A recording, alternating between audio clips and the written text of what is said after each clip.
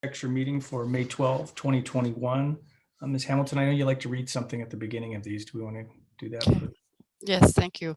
Welcome, commissioners, staff, and meeting participants. Thank you for joining us this evening for the May 12th, 2021 Monte Sereno Site and Architectural Commission meeting. Before the meeting's called to order, I'd like to point out a few things to assist commission members, staff, and members of the public to successfully participate in this meeting. Commissioners, please keep your microphones muted until you wish to speak. You have a hot mic. For this commission meeting, we're using Zoom to host the meeting. At the bottom of the Zoom client, there are two icons, chat and raise hand. Please use chat only to report technical issues, such as being unable to hear a commissioner speaking. Please use the raise hand if you would like to be recognized and enabled to speak to the commission by the chairperson. Comments in the chat feature will not be part of the public record.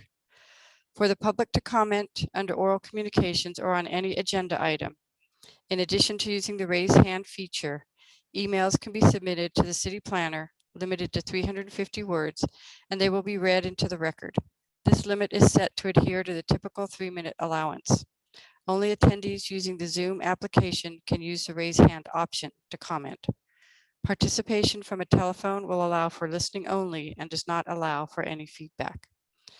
And finally, because we are not all in the same room, all votes at this meeting will be taken by roll call. Thank you. Okay, thank you, Ms. Hamilton. Do we have any orders of the day?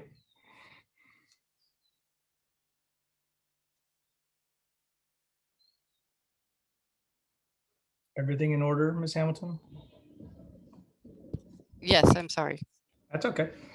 All right, fellow commissioners, I don't know if you all had an opportunity to review the minutes of our meeting on April 7, 2021. I've looked at them. They look pretty accurate to me, but I'm happy to hear anybody who feels differently and wants to amend them in any way. Anyone? Then I'm going to move to approve the minutes from the April 7, 2021 Site and Architecture Commission. Is there a second? I'll second. Thank you. Ms. Hamilton? Commissioner Harrington, Yes. Commissioner Booker, Yes. Commissioner Sharma, Yes. Commissioner, let me see, where am I at? Wait. Seidler, Do I need to recuse myself from approving the minutes because my, no, okay. No. Even though I recused myself from one of the underlying Yeah. items. Okay. that doesn't hold you out from reviewing and having a position on the minutes. Okay. And then I approve them as well. And then Chairperson White. I approve. Okay, so that motion passes 5-0. I'm going to step back one thing and take a formal roll call of the commission. Commissioner Booker, Here. Commissioner Sharma, Here. Commissioner Zeidler, Here. Commissioner Harrington, Here. Chairperson White. Here. Sorry Just- about that. My That's fault. okay. Just to note, all commissioners are present. Great. And then do we have any oral communications or written communications that were not distributed to each of us? We did have an email come in on the tree removal permit on Zena. I did forward it to all of you. However, I will go over it when that item is heard so that everybody has the benefit of knowing what came in, because it came in at the last minute. Okay. And then we ordinarily afford people from the community that want to speak about any topic that's not agendized tonight to have that opportunity now. So if there's anybody that wants to speak to the Site and Architecture Commission about a topic that is not on the agenda tonight, please use the raise hand feature and we know to call on you.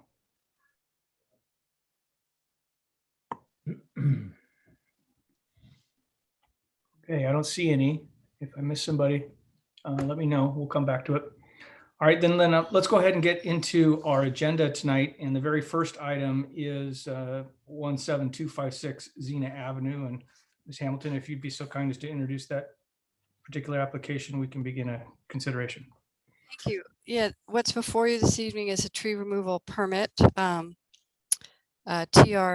21-02, located at 17256 Zena Avenue. The property owner is requesting to remove 3 trees that are on the left side as you're facing the property, of the property within the front side setback, adjacent to the property to the east. They're within a very narrow landscaped area and potential conflicts with the overhead wires. They would like to remove them due to just ongoing impacts relative to the adjacent properties driveway, as well as the overhead wires. And if you can see by the pictures submitted, they all 3 are planted in a very narrow landscaped area, and the upright growth of them is due to the pretty much the overcrowding of them. These are trees that would generally have a much larger canopy, but because of the adjacency of the original planting, they pretty much are just growing in an upright position. We did receive one email this evening from somebody, from Bob Mosley. I apologize for mispronouncing the last name, who's at 17266 Eaton Lane. And his email reads, I request the permit to be denied for the following reasons. These are by far the largest deciduous trees on Zena and are amongst the largest trees on Zena. Reason 2, all 3 are majestic, healthy hardwoods. Item 3, they form part of the tree line on the north ridge of Eaton Lane Valley. That line helps block noise from California 85. Their removal will leave a big hole in that line. And reason number 4, their location along the property line is generally out of the way of home construction projects, so they can be worked around.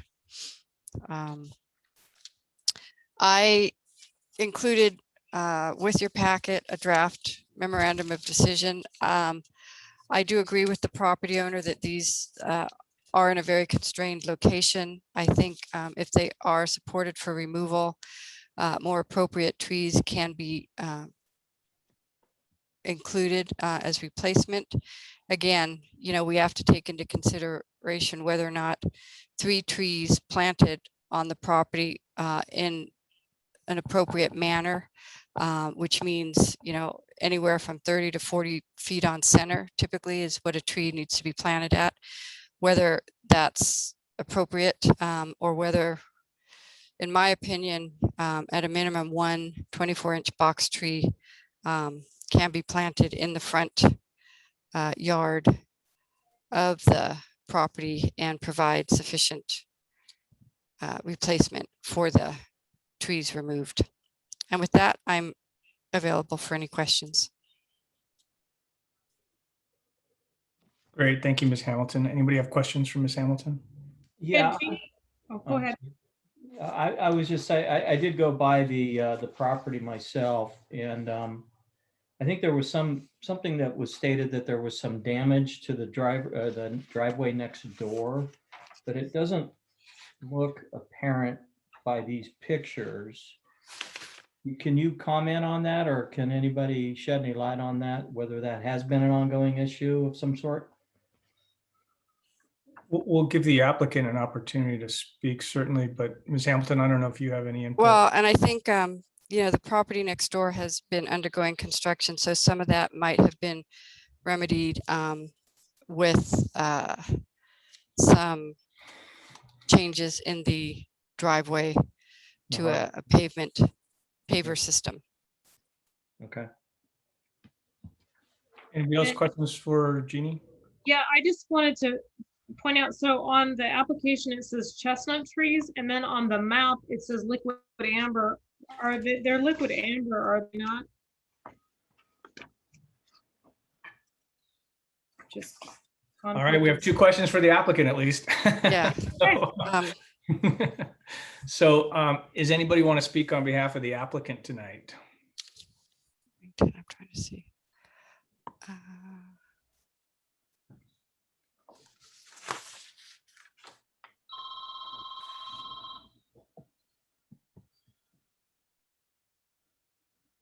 While we're waiting, I have a third question for the applicant. I saw somewhere they indicated, I think they were considering replacing with Japanese maple. And if that's still the case, I wondered if they had the mature height identified of the Japanese maple, because, you know, they can be 3 feet tall or they can be close to 20. So there are 3 hands raised.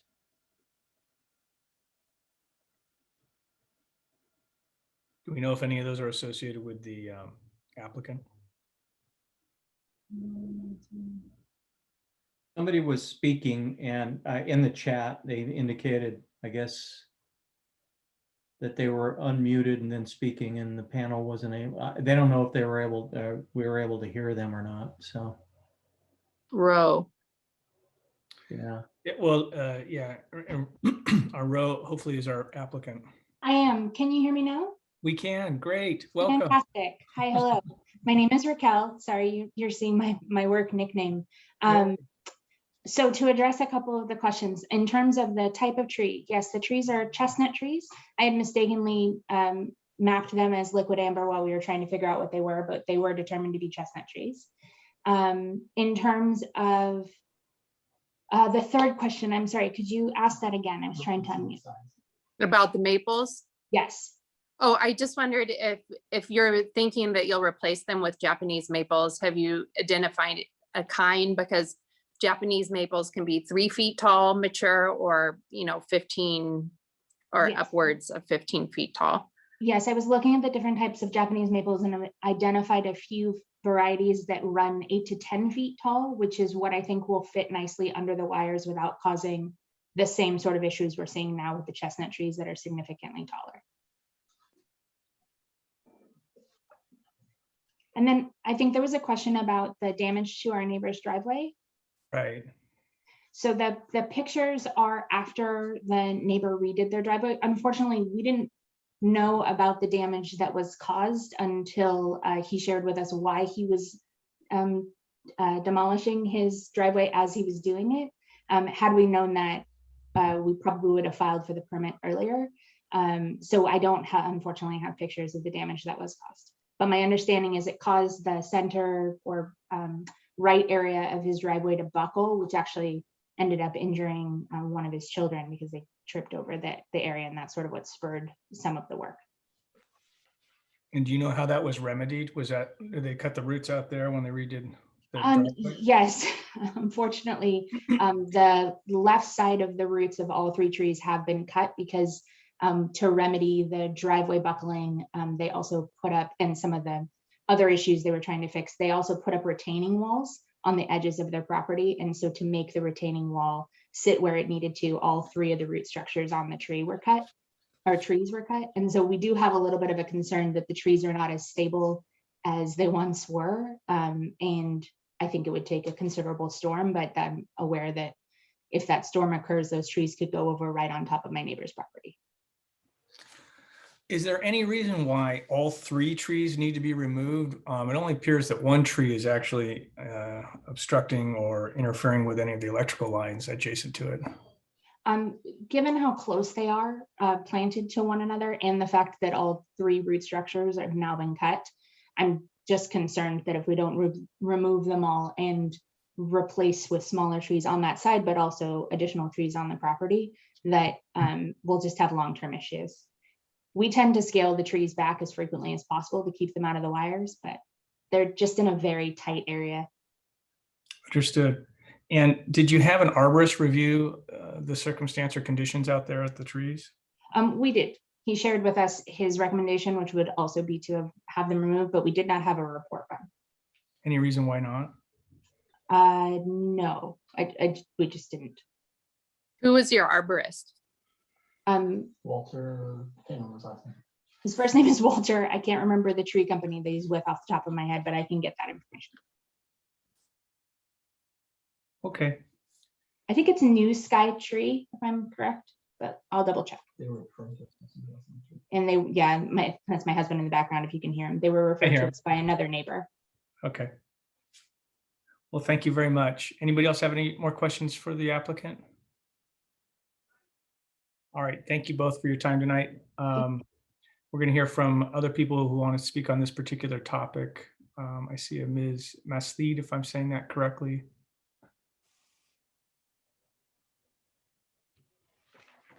Hello. Hi. The correct.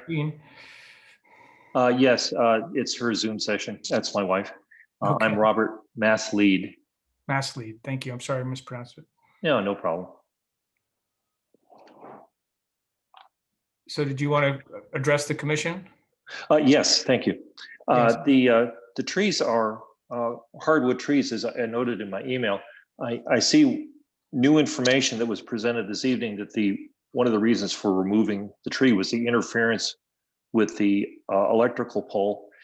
Those wires run east-west, so it seems prudent to remove the northern tree, which is interfering with the electrical pole. The tree is about 50% higher than the top of the pole.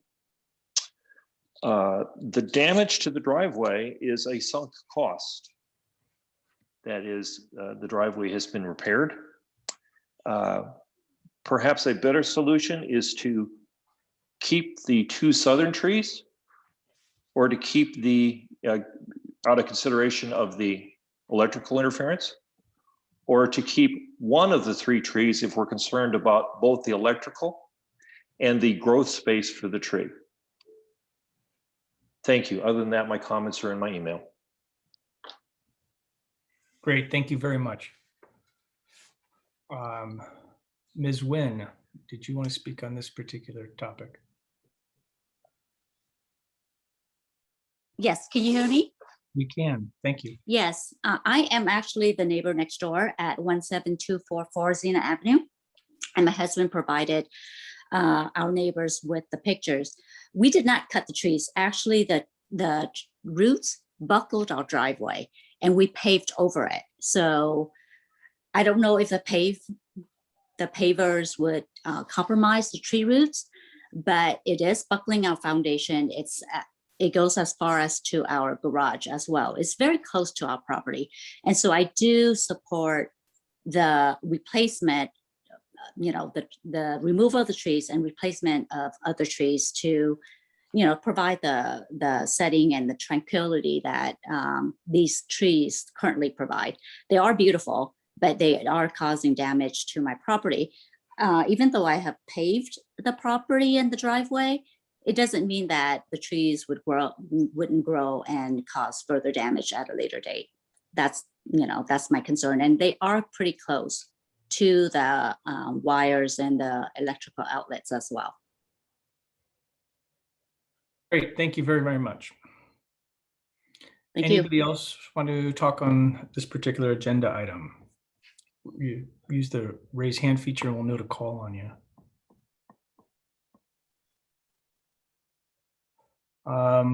Okay.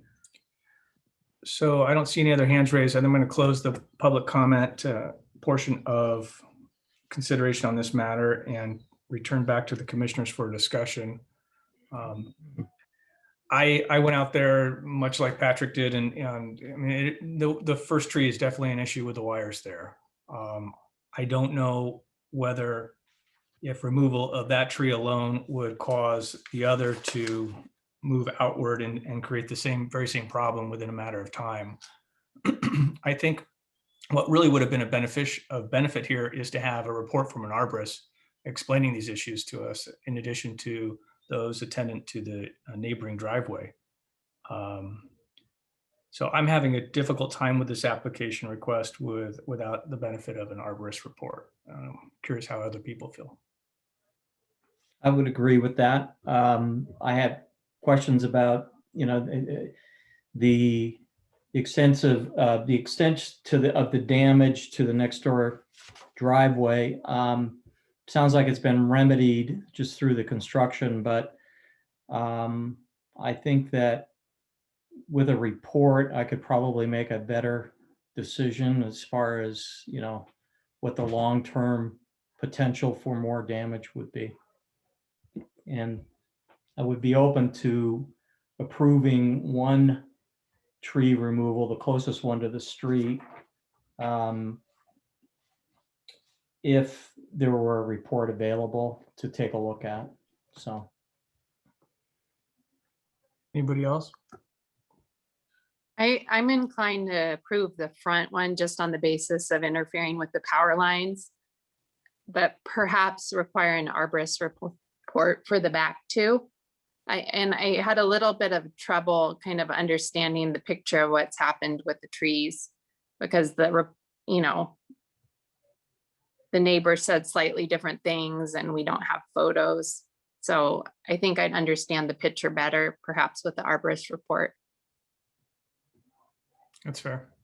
I would agree with all of these comments, right? I think the first tree definitely looks like it is interfering with the power lines, and I think that it would be, okay to, approve that removal. For the other two, it's really difficult to know what is that extent of damage to the driveways. Like how far has it come along? Is it really necessary to remove the trees completely? So there's no way to judge that right now. And I would agree with everything that's been said. I'd also like to note that, our city is a unique city, being that it has a lot of large, majestic trees, and it's always a shame to cut down any tree that's got that much height on it. I do agree the first one closest to the power pole probably needs to be removed, but I'd like to see an arborist report as well. Yeah, and yeah, I agree. They're really beautiful. Like, I'm looking at the pictures. The trees are really beautiful. Am I correct in hearing that the commission would consider removal of the first tree without the benefit of an arborist report? Because if that's the case, we might want to ask the applicant if they're interested in that option. Otherwise, if it has to be all three, then we're going to need to see an arborist report. It sounds like everybody's in agreement about that. But would everybody at least be inclined to consider removal of the first tree that is an obvious impairment to the electrical lines? Just nod. Yes. Yeah, okay. I'm going to ask Ms. Normington if she would join us again. I'm just going to ask if that's even an option for you guys. If it's not, that's great. Go get the arborist report and come back. And but if that is something that you're interested in considering, we're happy to make that modification to the application tonight and consider it. Thank you so much. Yes, that is something I'd be interested in. We're very concerned about the power lines. It was one of the original reasons we wanted to make this application. So we'd be more than willing to take that as a change. And then, of course, if we want to continue to follow up on trees 2 and 3, I'd be happy to get an arborist report for that as well. Okay, thank you so much. All right, with that advice from the applicant, then I'm going to move that the application be modified and make a motion that the first tree that is closest to the street, Zena, be approved for removal, and the remainder to be the subject of further consideration after the benefit of another application and an arborist report. Steve, are we going to require a replacement tree in its place? That's a great question. Yes. I would recommend that if a replacement tree is required for that one, that it not be in the same place, but an alternative place, because again, you don't want to perpetuate the issue. Right. And if we're going to get the benefit of an arborist report as to the remaining trees, it may be suitable to put 2 trees where those 3 are so tight together. And I would support that if that were an option. I'm wondering, maybe it's premature to even consider this as modified by me now. Anybody have any comment? My I- personal take is if she just takes out the front one, I wouldn't tend to require a replacement tree because when they were put in, they were probably little and it needed 3 to fill up the space. But I think 2 fill up the space nicely. I don't know what the rest of the yard looks like, but I don't think something will look absent removing the first one personally. Yeah, sorry, I agree. I think to Ms. Hamilton's point, right? I think that there's just not enough room there to put another tree, at least not in that place. And the 2 trees there, it will look, it will look sufficiently filled, even if there's no additional tree planted there. Patrick or Heather? I I would be. agree. I don't. Sorry. Go ahead, Heather. Okay. I would agree. I don't think we should require a replacement tree if we hope that those 2 trees to remain. And we can always require plantings that coincide if they come back with an arborist report requesting that the trees 2 and 3 are removed. We can always request trees to be planted at that point. But if we want these trees to thrive, the remaining trees, then I don't think a replacement tree should be required. Patrick? Yeah, I'm in agreement with everybody on that. Okay. I think, removal of the first tree and not having to replace with another tree in that same spot makes sense. Just curious to see an arborist report to understand more, hopefully, about the root systems of these trees, because I'm not very educated on them, to be honest with you. So.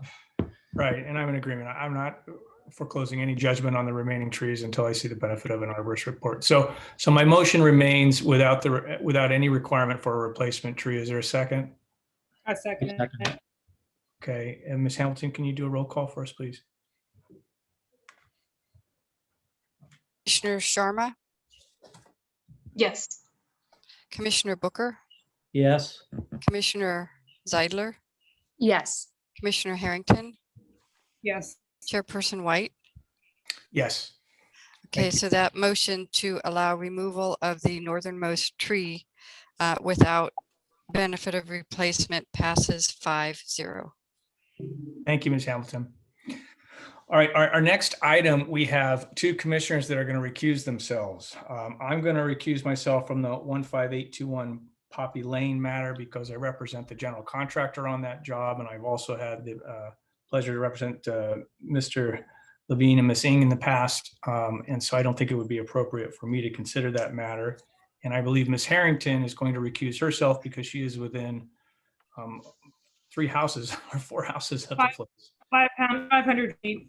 Yeah, 500 feet. So we're both going to recuse ourselves and leave it to Patrick, Alice, and Bobby to decide this matter. And so should we, Ms. Hamilton, then mute our mics and turn off our screens and disappear for a while and come back? Yes. Okay. Yes. We do that. All right. Allison, will you take So the who will reins on be- this for me? Okay.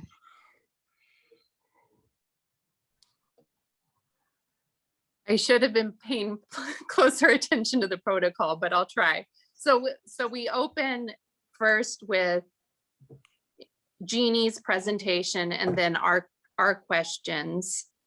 And then we open it to the applicant Correct. and then we discuss, correct? And, well, then any public that wants to And the comment. public. And Okay. then you should hand it back to the applicant for any final comments or response to public comment. And then you can close the public hearing and discuss. Okay, please jump in and remind me if I forget any of those. Okay. Okay, so do you Okay, want to so- present it first then, Jeannie?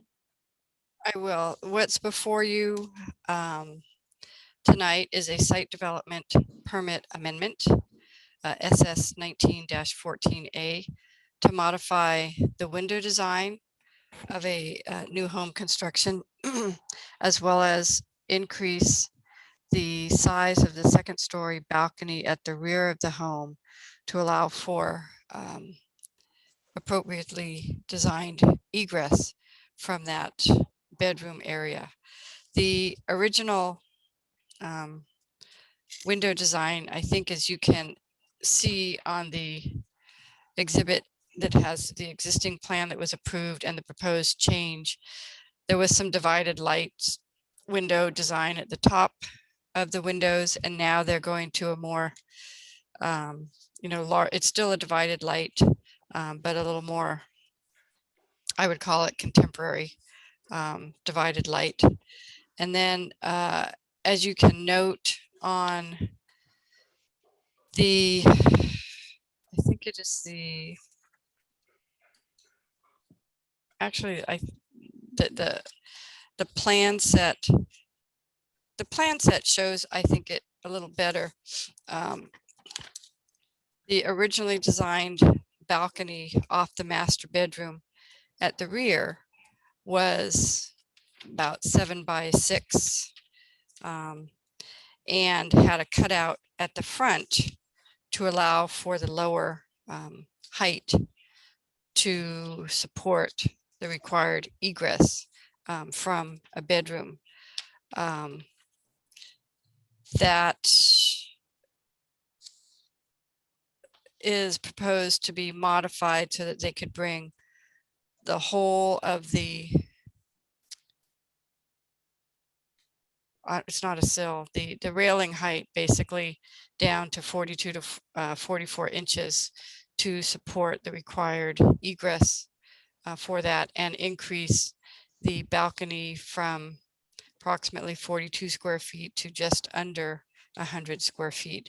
Those are the two modifications that are before you tonight and are subject to the review and action by the commission. We did receive comments which were forwarded to you as part of the packet from adjacent neighbors, and I believe they are here to speak to the issue. So I will let them address their comments. And with that, I'm available for any questions.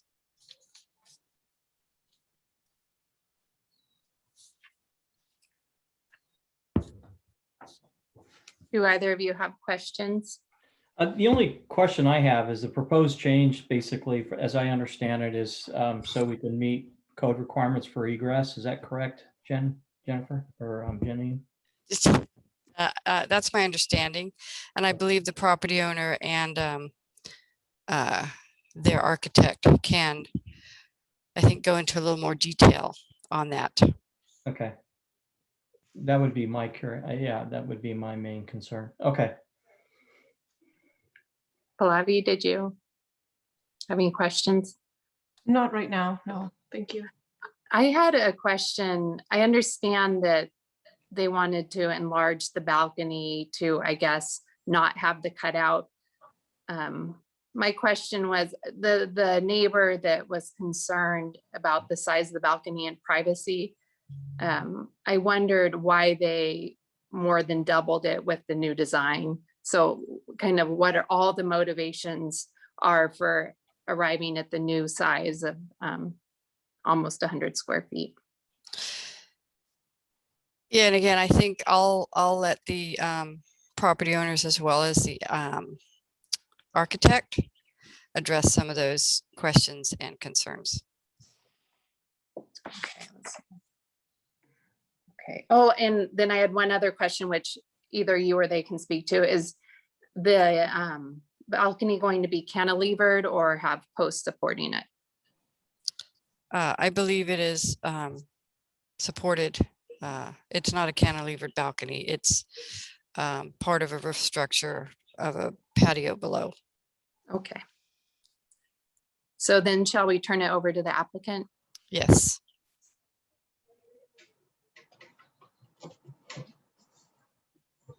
Are you on, the applicant or the applicant's architect? Can you hear me? Yes. Perfect, thank you. So to address your question of why it was doubled, it wasn't that we were trying to double the square footage. It's just that that was a natural result of bringing the height of the railing down to the required 42 to 44 inches. And when you bring it down to that, it expands the balcony to that level without changing the roof slope. Is there a middle point? Is there a, you know, a compromise point between the original design and the new design? I think that this is the minimum, or excuse me, if you bring the railing height down to that level, this is the minimum amount that you expand the balcony. Okay.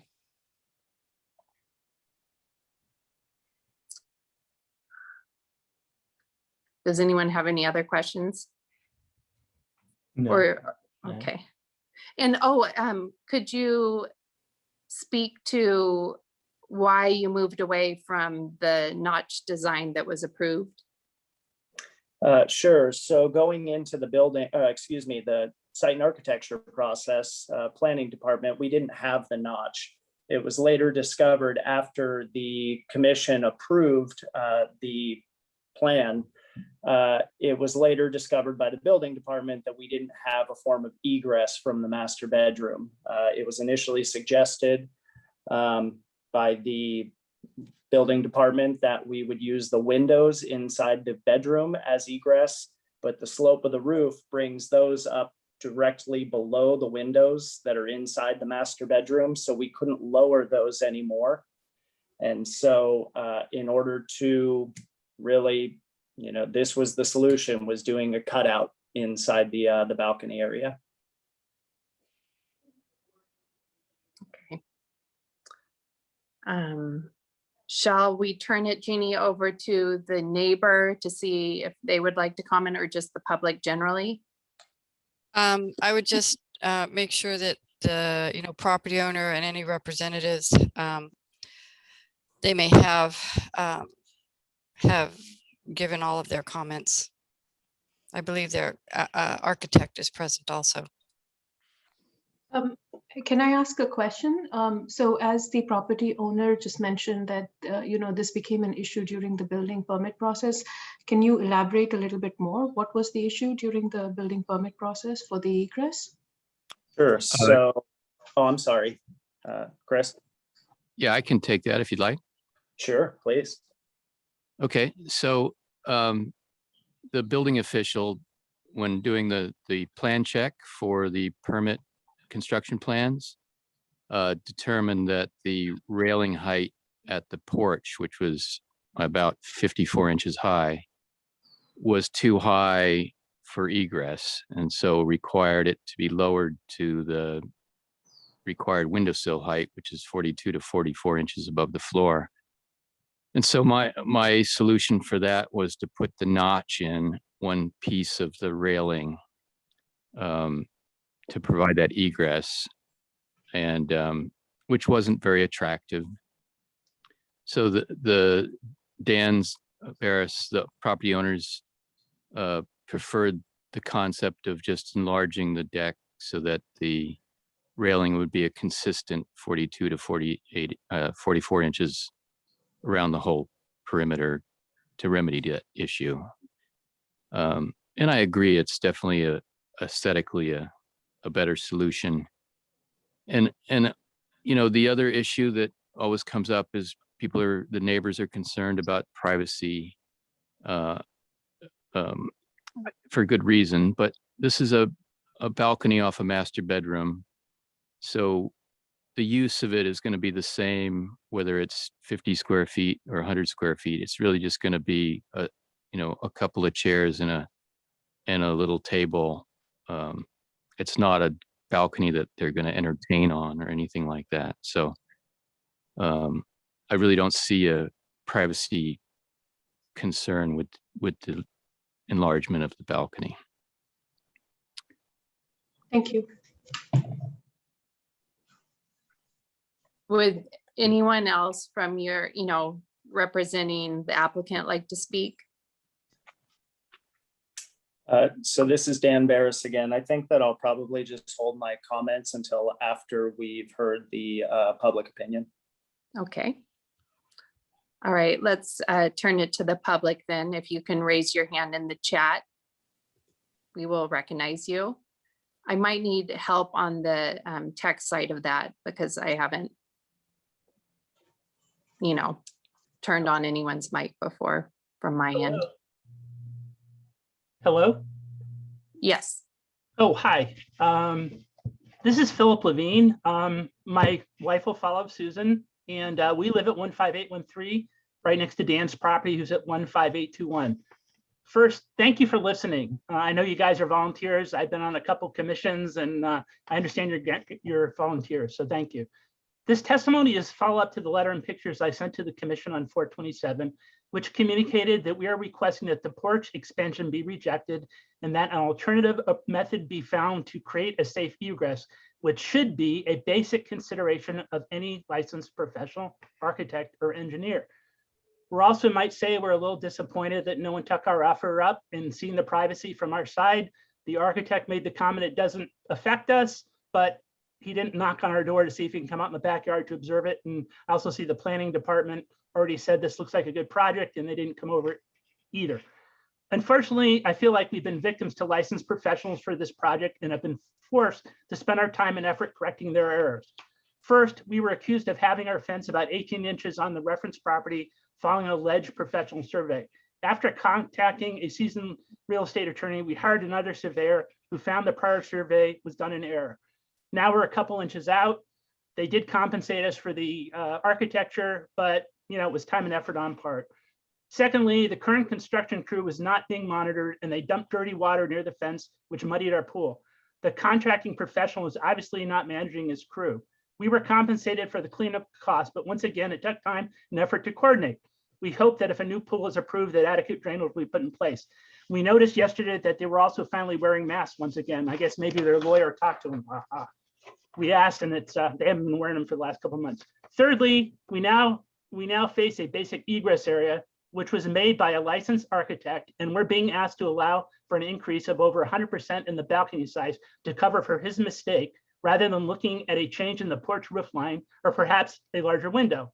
If there is a problem with non-matching aesthetics, that is the fault of the architect that we should pay for the added cost and not a solution that endangers our privacy. This is what a professional insurance is all about. We all make mistakes, but unrelated parties should not pay the cost. The person that made the mistake should pay. What we ask is deny the expanded deck and create a new, less obtrusive proposal that safely but doesn't endanger our privacy. Perhaps the window is already ordered, but if a larger window solution is possible, the architect should pick up the tab. If there's added rental available, he should pick up that too. Secondly, add and define landscaping between the two properties, no matter the outcome of the balcony proposal. Susan will talk more about this later. Number three, please double check on the house height, given all the dirt that was brought in. Lastly, in conclusion, to err is to human, but others should not pay the price for another's professional mistake. Please deny the deck expansion request and hold the professional responsible for the errors. Do not have other Monte Sereno residents pay the price to reduce privacy. Thank you. And for the life of me, I don't understand why the professionals don't understand the architect, the egress rules, and we have to pay the price. Thank you very much, and my wife will follow. Thank you. Susan, would you like to continue from there? Yes, give me a second. I have to put Sure. my reading glasses on. Getting old. Okay, I'm ready. So Go ahead. I'm actually very surprised that the architect didn't understand what egress is all about. Didn't you know that actually for egress purposes, balconies railings cannot be more than 44 inches? So I've been told by the homeowners, the architect is really familiar with Los Gatos and Monte Sereno building. Hence, it is very questionable this architect missed such a basic egress code. So would you blame me to suspect that either the architect was incompetent, to not even know what basic egress is, so that he can actually build the house or design the house around the egress code? Or could it be that all along, this big balcony has always been part of the master plan? I'm no architecture nor building code. There's two simple solutions to correct the mistake or his mistake. One, change his roof plan, maintain the balcony size. He can always redesign the back house. Two, make the master bedroom window next to the balcony bigger to meet egress. Now, I'm a little bit surprised that the architect and even the planning commission, no one actually came over to our side of the house and see what this house is looming over my privacy. Currently, I'm keeping all my bedroom, two tiny bedroom windows completely covered so that I don't have to see the workers. So please, for the life of me, I don't understand, why can't you go back and redesign and make the balcony not that big?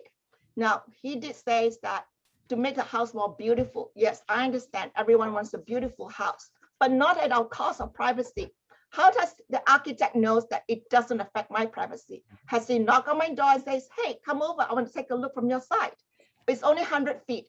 Well, only the homeowner's going to use it. Who's going to monitor who is going to use it? So is it going to be like me calling the city, say, hey, they're having a party, hey, they're having this? No, it shouldn't be. Do things right the first time, please. You know, no one came over and took a look from outside. Literally, when the workers were working on the house, the bats, literally the bats were hanging over my fence. If they were to fall or slip, they would have fallen over my side of the fence. So I don't understand, why do you guys, when I say you guys, meaning the architect, the homeowners, doesn't think this has an impact on my privacy? Finally, landscaping is so important. I've emailed the homeowners to say, hey, you know, your house is higher, it's loads of truck was built in, your house is definitely higher than the original. Please have mature landscaping to protect privacy, both you and me, not just me. You can't just depend on my landscaping. So I agree with my husband that this project should be rejected. Go back to the drawing board and make changes to your plans and make your window as part of the egress. Please don't do it at our cost. We are here to stay forever, maybe to the end of our life. The architect will be gone, the contractor will be gone, the site architect probably will be gone, but we're still here living. Let us be good neighbors to one another. Thank you. Thank you. I can hear the frustration in your voices, and I understand it. I just want to start by saying that. Jeannie, could you help us understand how much further back this will, so I looked on Google. Let me just first interject. I want to make sure that you we know that there's nobody else present to offer You're public comment. absolutely right. I'm sorry. Is there any other anybody else present?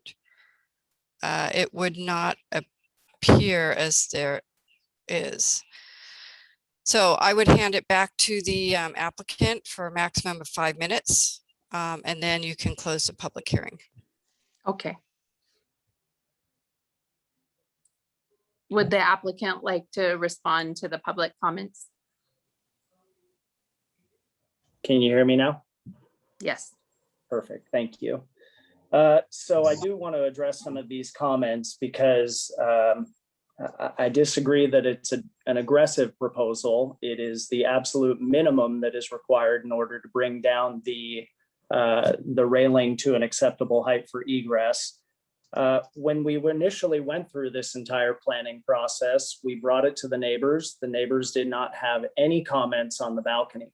We went through the entire planning process and we didn't hear one comment from the neighbors about privacy. And so I'm just a little, I guess, concerned that now we're hearing about this later on when maybe some of the frustration is fueling this. Whether that frustration is warranted or not, that's for them to decide. The other thing I'll say is this was clearly not part of a bigger plan here, because this is not an enjoyable process for us. This is something that we really did not want to go through, but it was so important to us that we maintain the character of the entire surrounding balcony, that we maintain the slope and the roof lines, that we did want to go back in front of Site and Architecture and bring this and seek an amendment to the approval. As far as installing a bigger window, I'm not really sure what that would accomplish other than invading on their privacy even more, because that would be a larger window, whereas right now we have windows that are very high up and we actually can't see over into their property without stepping on, I don't know, a step stool or something like that.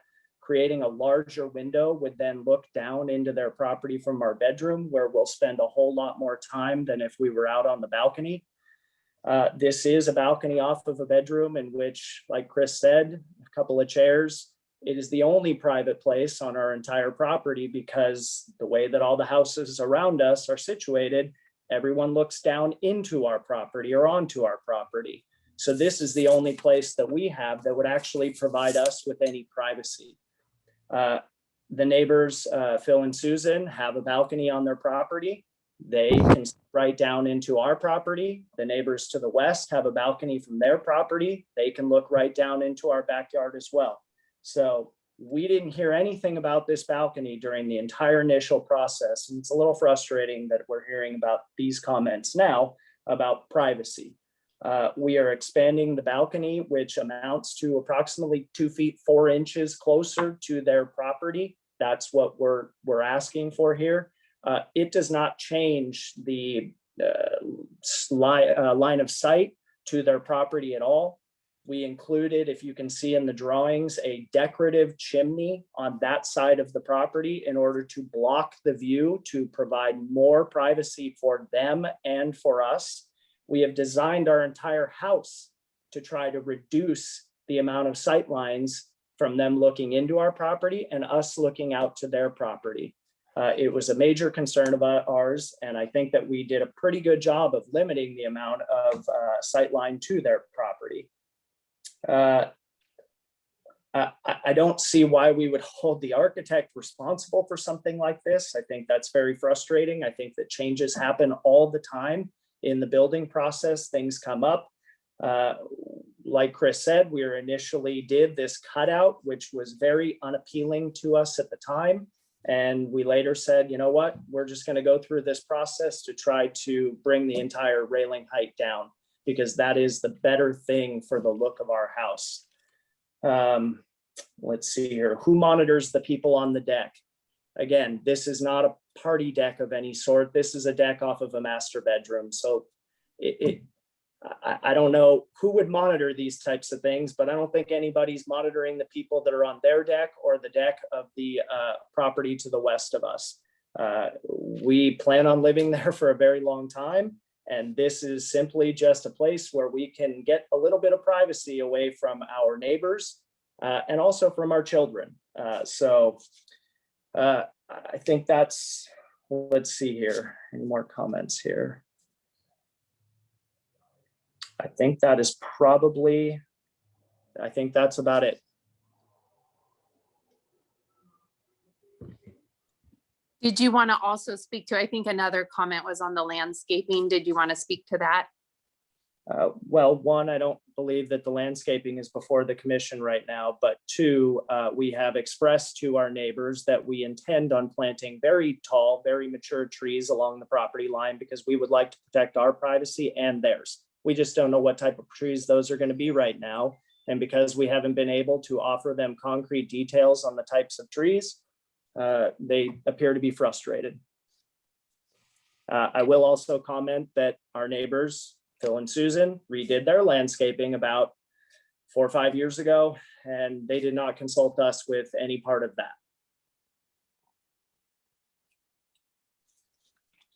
Okay. So Jeannie, then we take it back to, do we close public comment now or? Yeah, I would formally close the public hearing and bring it back to the commission for any questions and any follow-up by myself. Okay, let's do that. Let's formally close the public comment. Pallavi or Patrick, do you have any questions?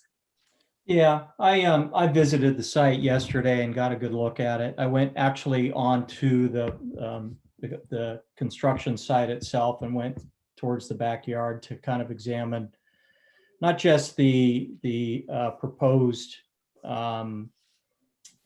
section of the balcony itself, but also the slope of the land. And one of the things I heard Susan mention was that, you know, there was some kind of an adjustment to the height of the building of the property, which I don't believe is the case. The street slopes downward towards Dave's Avenue, and each house headed up the street, you know, to the south of the construction site itself is higher than the one next to it. So I don't believe that that is something that was purposely designed into the construction of the building. As far as the privacy issue, I agree with the owner. The next door neighbor has a balcony as well. And so there is, he could say the same thing about, the privacy issue that they're saying about him. And I've got to say that I think landscaping can probably address 90% of the concern, that people have on this. But as far as the overall permit and the feasibility of moving forward with the proposed plan, I agree with it because it is addressing a safety issue. So those are my thoughts. Pallavi?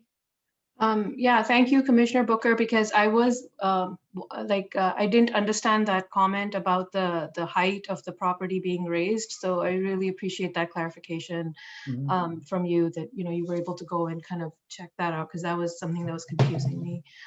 In all, like I do agree with Commissioner Booker on this. I mean, I heard like a lot of frustration from the neighbor, but I think it is stemming from just the angst of construction going on next door, and just like the upheaval of just that disruption in their lives, which is completely understandable, but it is of a temporary nature. If we were to separate that just back to this specific issue before us about the lowering the height of the rail and expanding the balcony, I think that I would be in favor of approving that. Jeannie, thank you. Jeannie, can I ask you a question? In general, I suppose when homes have, visibility next door, most homeowners wouldn't be excited about a larger balcony going up next door. What historically has been the commission's role in evaluating that? Well, I think privacy always comes up. Here we have some of the smaller lots in Monte Sereno, so you're seeing it be raised in this instance. I think the original house design, if you do look at it on sheet A5 of the plans, they did at the upper level, the second floor, do a good job at really including the higher level windows. So there is not visibility from that second floor through the windows down to the adjacent property. And also, that second floor not only maybe only comes to the 10-foot allowed setback at the front, but has an even increased second floor setback to the rear. And that balcony area is, I would say, about 15 feet off the property line. So I think the initial design as well as the expansion does take into consideration, privacy, because again, the property owners themselves don't want others looking in onto them. So they have, kept that balcony at about a 15-foot side setback, put in that fireplace, and, to the extent that they're going to put in some landscaping again on these small lots, just as you saw with the previous application. Trees on property lines could cause issues, but this property owner, if they are considerate, not only for their own privacy, but for the adjacent properties, there are several types of narrow growing upright screening shrubs that could add to their enjoyment of their own privacy, as well as offer that to the adjacent property owners would benefit from that. So privacy is always a sticky issue, especially on the smaller lots. I think the initial design of the home considered it. I think the unfortunate revelation is such that, again, they've done some design work to continue to consider that privacy. And if I think The only issue before them related to privacy and any installment of landscaping would be in direct relation to the balcony area and not to go back and deal with any issues that weren't brought up with the initial proposal.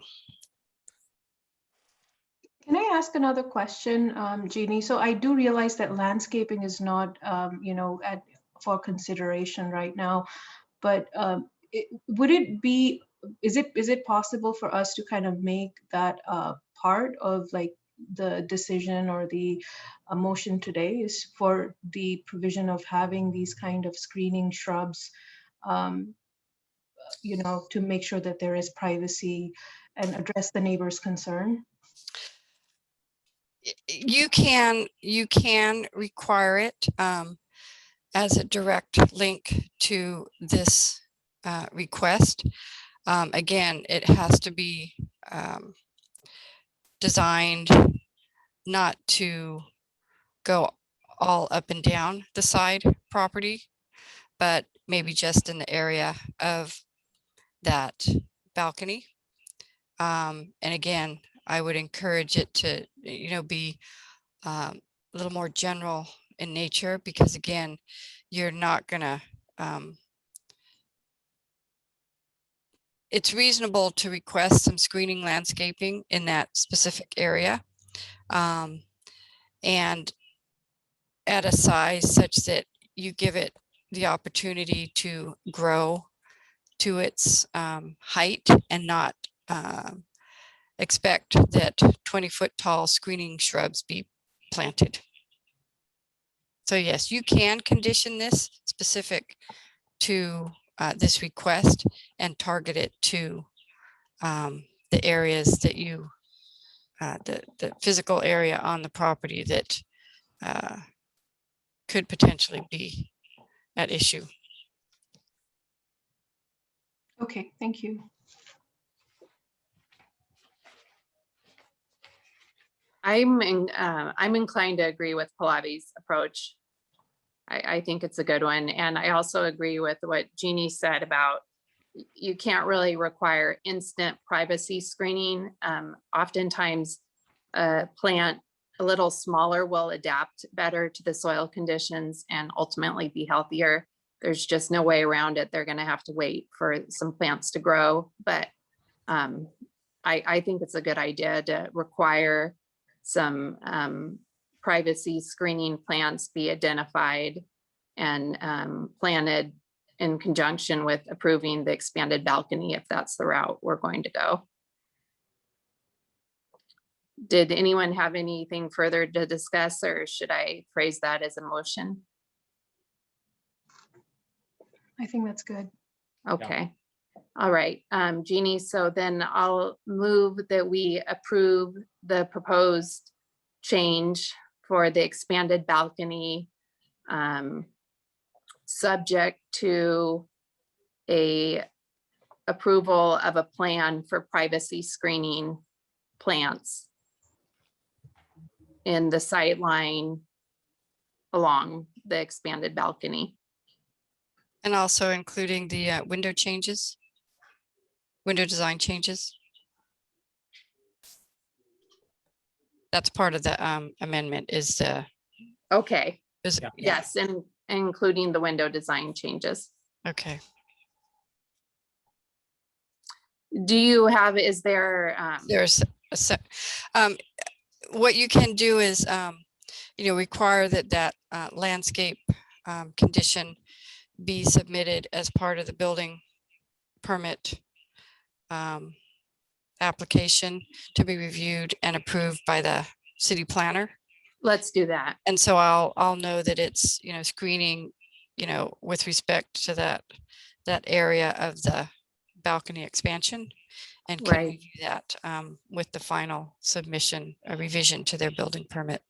And perhaps, Jeannie, you could come up with an appropriate time period for getting the plants in the ground, because, I think the sooner the better, but if you plant something that then gets trampled, that wouldn't be ideal either. So maybe you can just make your best judgment on that.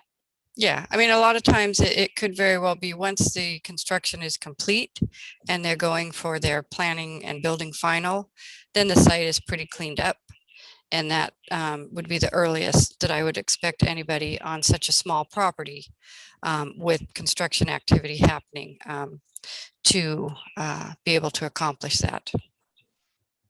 Okay. So if that's enough clarity in the motion, can I? Is there a ask second? Is there a second? I'll second it. Okay, and then Pallavi, your vote? Oh, I thought Ms. Hamilton. was- Yeah, I'll go ahead and Okay. Oh, you do that. That's right. Yeah, I'm I'll sorry. run- I wasn't No, that's prepared for for You're the doing great, protocol. I by would the have way. studied.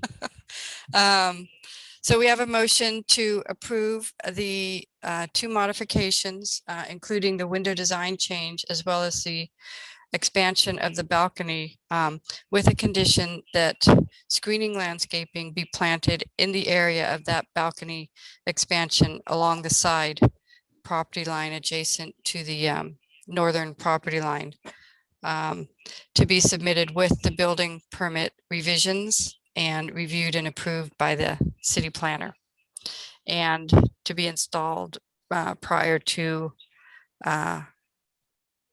building permit final. So with that, Commissioner Booker, Yes. Commissioner Sharma, Yes. Commissioner Zeidler, Yes. that motion passes 302 with Commissioner Harrington and Chairperson White recused due to conflicts. Thank you.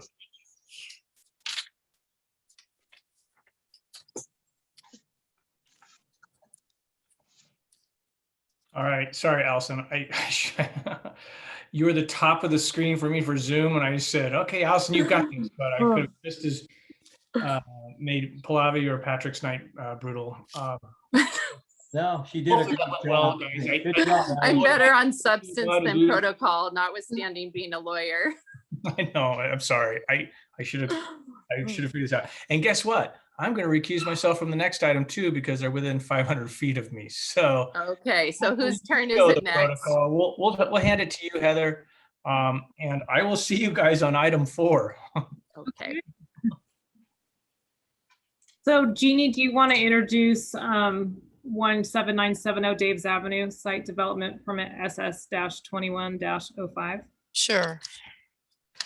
What's before you here is a site development permit for the demolition of an existing approximate 534 square foot accessory structure and construction of a new 630 square foot accessory structure to be used as a pool cabana.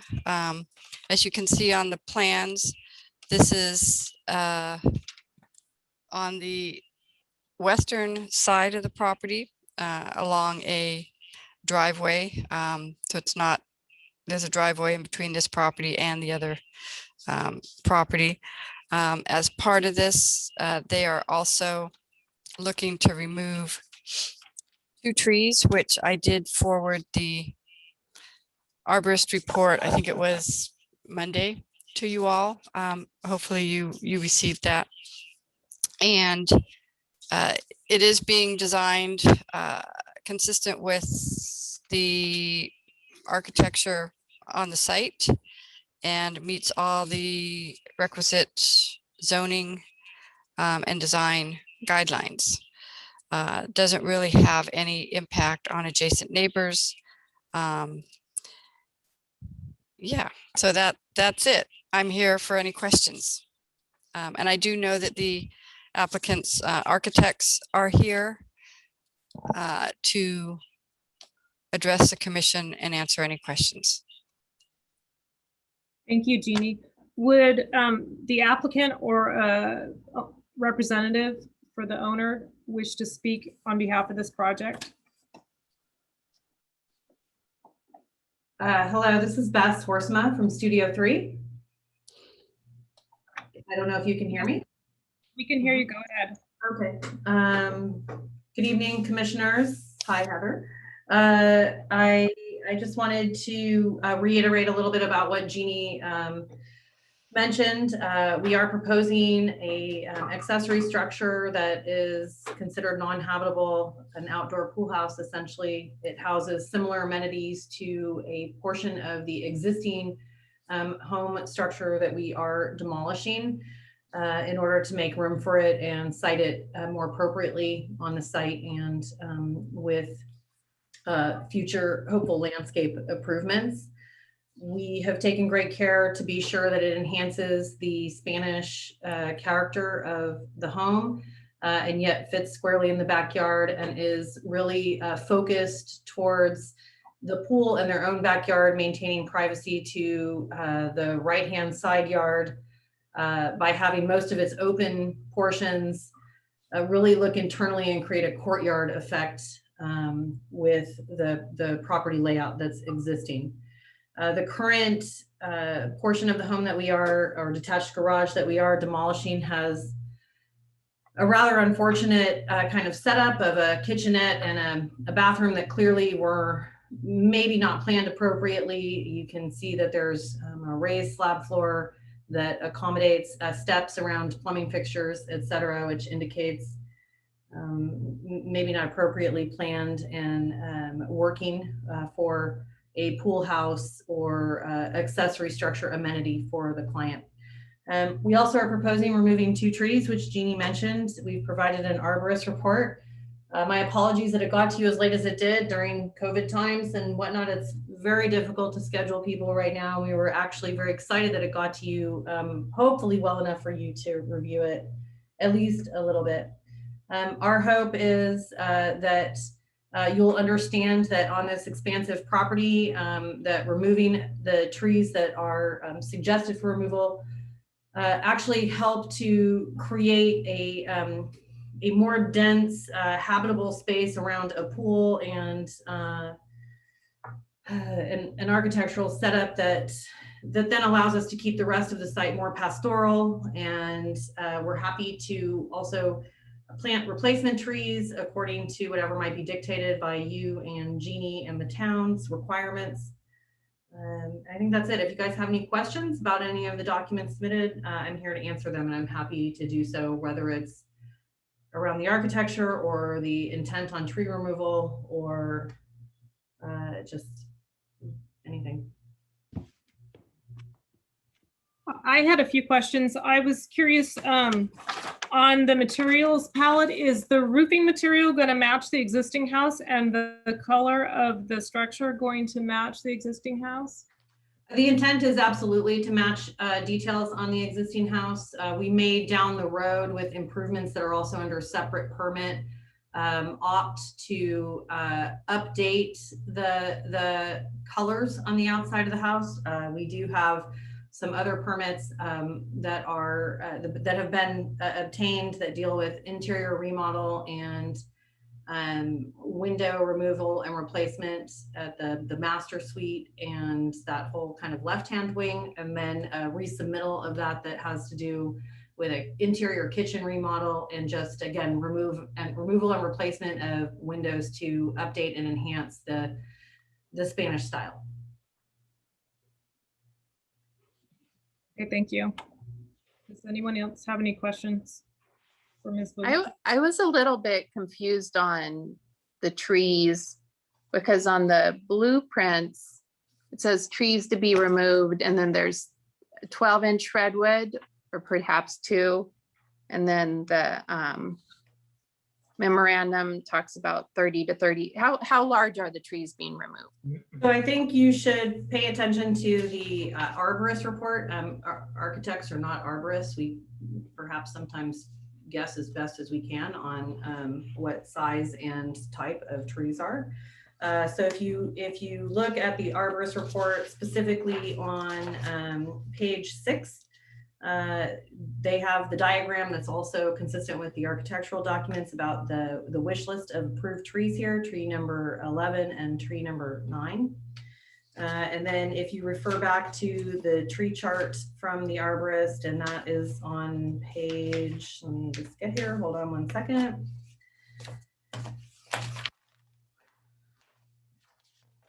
I'm sorry. So we have Tree number 9 is a redwood, and tree number 11, hang on, I might have that backwards. One moment.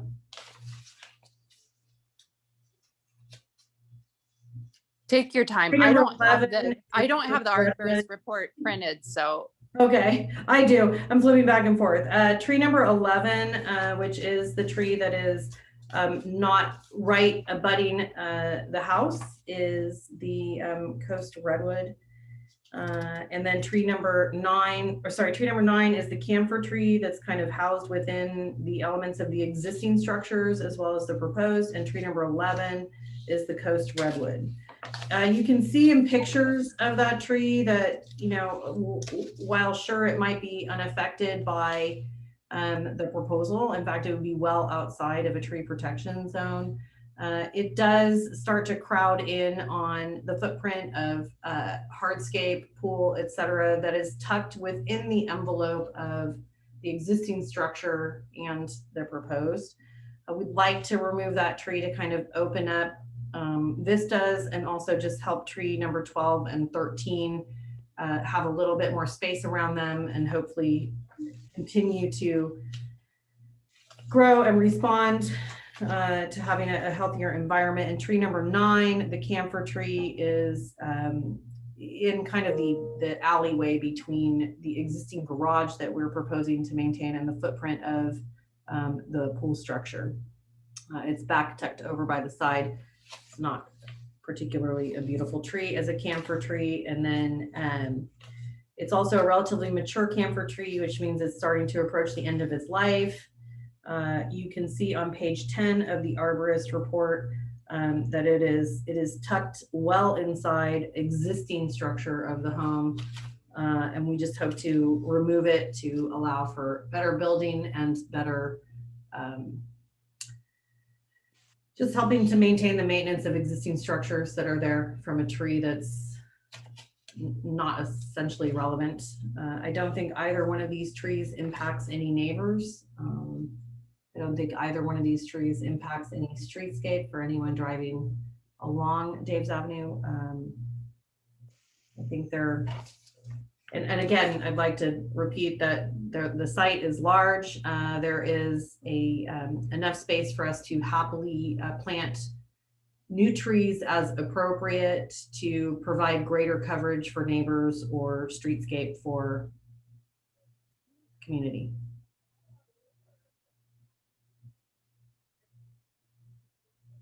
So just to be clear, we're talking about number 9 and number 11 are the only trees you're applying to remove. Correct.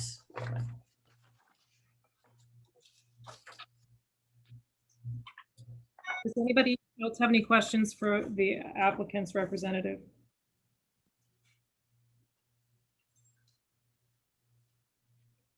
Okay, is there anybody else in the audience that wishes to speak on this agenda item?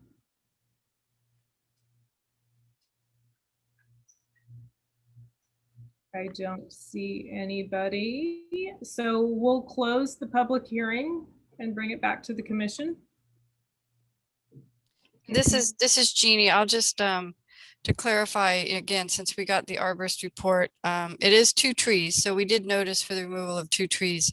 I did get one person in the office looking at the plans who's an adjacent neighbor and expressed no concern relative to the tree removals, nor the construction of the accessory structure.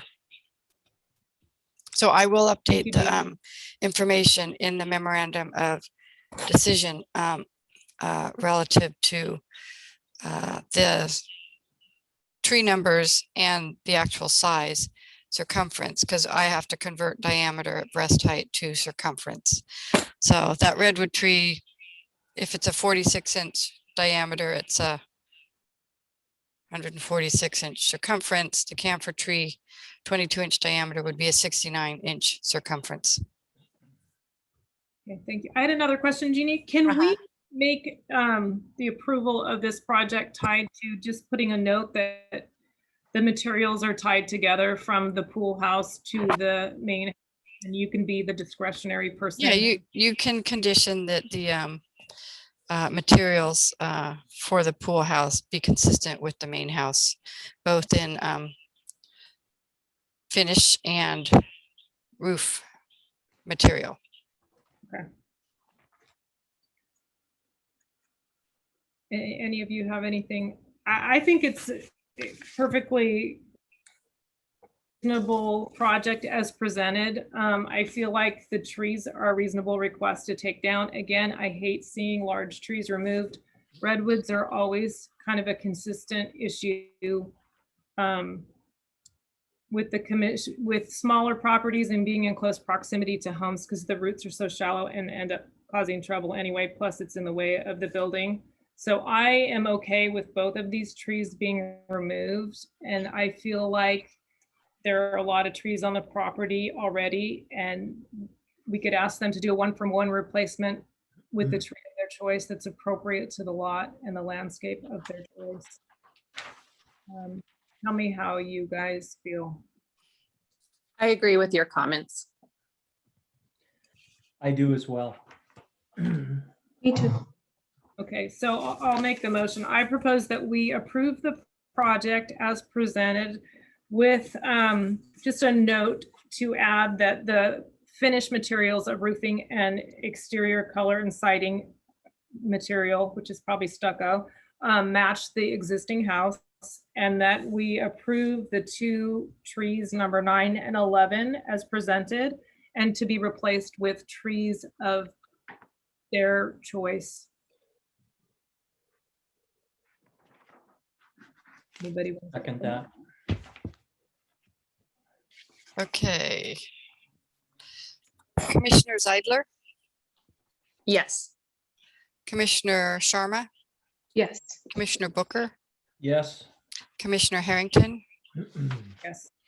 That motion passes 401 with Chairperson White recused due to conflict. Thank you. Okay, good luck on your project. Thank you. Have a good evening. Hi, folks. I'm back for short term tonight. All right, we're on to item number 4. Jeannie, if you could introduce that particular application, I'd appreciate it.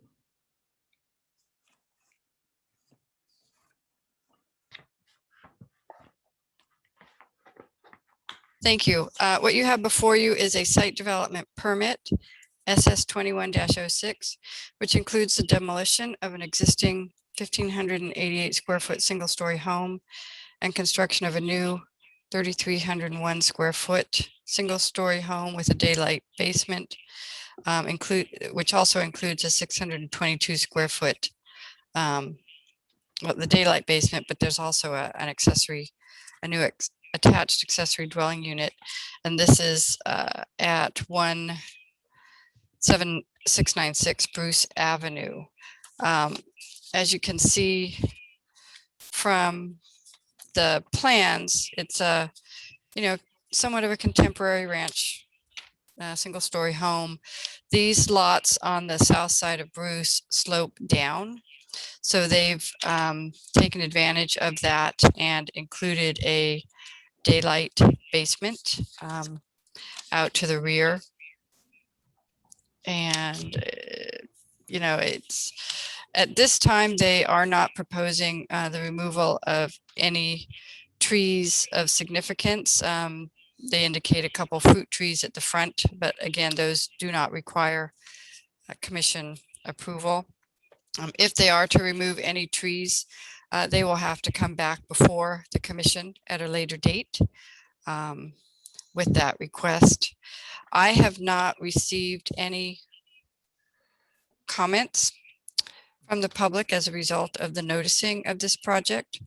I think, again, there's a mix of architectural designs along Bruce Avenue. We are seeing, some of the much older, smaller bungalow ranch type homes being demolished and replaced with more up to date, contemporary or modern construction, not modern design, but modern construction.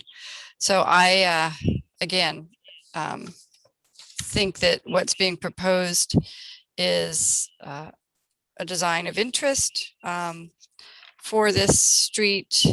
And again, they have taken advantage of the sloped lot to include that additional living space through the use of a daylight basement.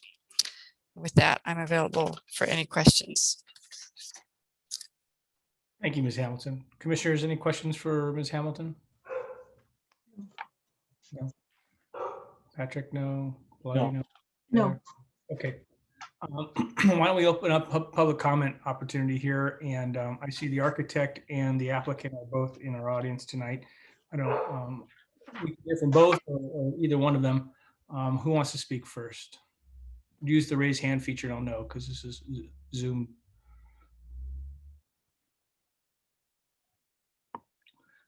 All right, that looks like the architect wants to hear speak first. So go Yes. ahead. You're Yes. live. My name is Davide Giannella. I'm the architect for this project. Yes, I'm here to take any questions you guys might have. As Jeannie mentioned, we've been trying to have a low profile appearance on the street and keeping the house one story and also gradually increasing the height of the roof as we proceed toward the back of the property. And just taking advantage of the sloping side, tucking in and hiding the lower level. So to take advantage also of diminishing amount of, heat gains and such. And I think the existing side trees provide a lot of privacy and shading. We simply, exactly, it's a sort of modern ranch style type of house with vaulted ceilings. Windows have been located to take advantage of the best sun exposure. There is also some passive solar design in that. And I think we're quite far from neighbors and such, so that there shouldn't be any privacy concerns with their location. That's what I'll have to say. And then if you guys have any questions, please go ahead. Please. Thank you very much. I like the layout of this house. I do have some issues with the roof. I don't know of any other property in the neighborhood that has a roof like that. And was there some particular reason why that style of roof was chosen over alternatives? Yes, we didn't start with a specific style of design for the roof, and the roof is more of a result of opening up clear story, upper windows to the better sun exposure in, for the morning and for early afternoon. We tried also to have a profile that wasn't very tall toward any side, so that no neighbor had to look at us almost 2-story elevation, and that's how we broke down the mass of the roof. We were even very careful in making sure that even with the gradient of the grade, we were always underneath the 21 limit, and that's why toward the back we have a roof that is kind of tucked down to fit perfectly within the profile. I think what you will see really honestly in real life from a street elevation, because we're also raising a little bit the finished floor of the house compared to the existing house, you will never really fully perceive the back lines of the roof. What you'll see is more the conventional shed roof in the front, the more sort of ranch style roof lines in the front. And all the more complex shapes will be in the back where they're not really visible. And again, that was for the purpose of achieving upper windows, good ventilation, good natural lighting, and quite some volume inside within a 1-story house, of course. And is it a composite shingle roof? Actually, we initially we were considering actually standing seam metal roofing. And then if there is a possibility that it might come as available, we will explore also new technologies like Tesla tile roofing and such. But if not, we will have metal roofing with solar panels, of course. Okay, because that's of concern to me, because these are all angled in such a way that it may be difficult for neighbors. And as you know, solar panels do create glare. And I don't see any. Oh, those will be located only on the back portion of the roof, the one that is basically the big flat, almost 3 and 12 plane that is continuous at the back. And we studied that carefully to get a maximum sun exposure only in that back portion. That's the only place we will locate them. Okay. I mean, the plans show an A2.2 metal roofing, and yet the images show a composite. That's why I asked the question. I don't really understand what you plan for roofing, and from your response to my first question, doesn't sound like you really know. No. I'm sorry. I don't know which image shows shingles, but if you were to go on sheet MB material board, that shows the metal roofing. Okay, so it's definitely metal. Yes. Okay, thank you. I have some friends with metal roofs, and they've commented, and they're newly placed, and they've commented that they're a little noisier than what they had before. Is there any increase? And this really doesn't go to the commission. It's more just homeowner comfort, but will you get with clear story windows and what looks like a shallow roof, if it's metal, will it be really loud in the house for the applicant? No, actually, people perhaps have an experience of certain houses older homes that you see, for example, in Hawaii, where they have a lot of metal roofs. And it's true, when it rains, you can hear that more loudly than with conventional roofs.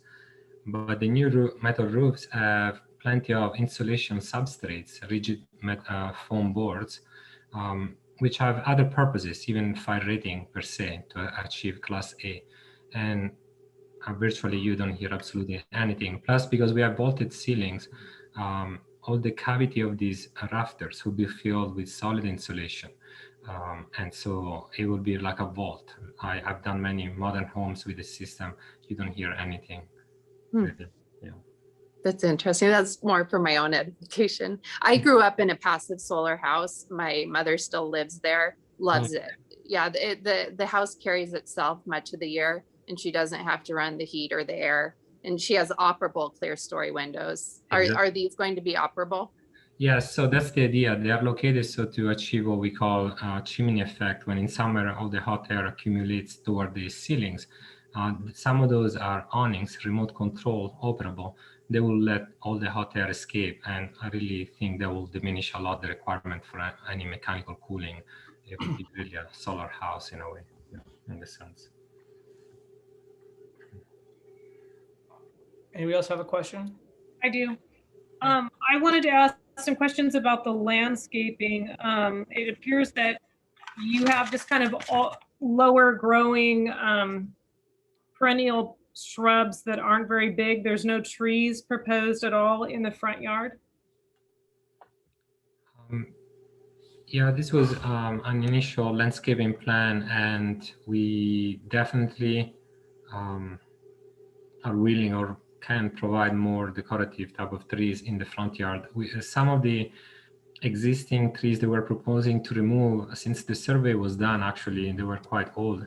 They were already deceased. They're no longer there.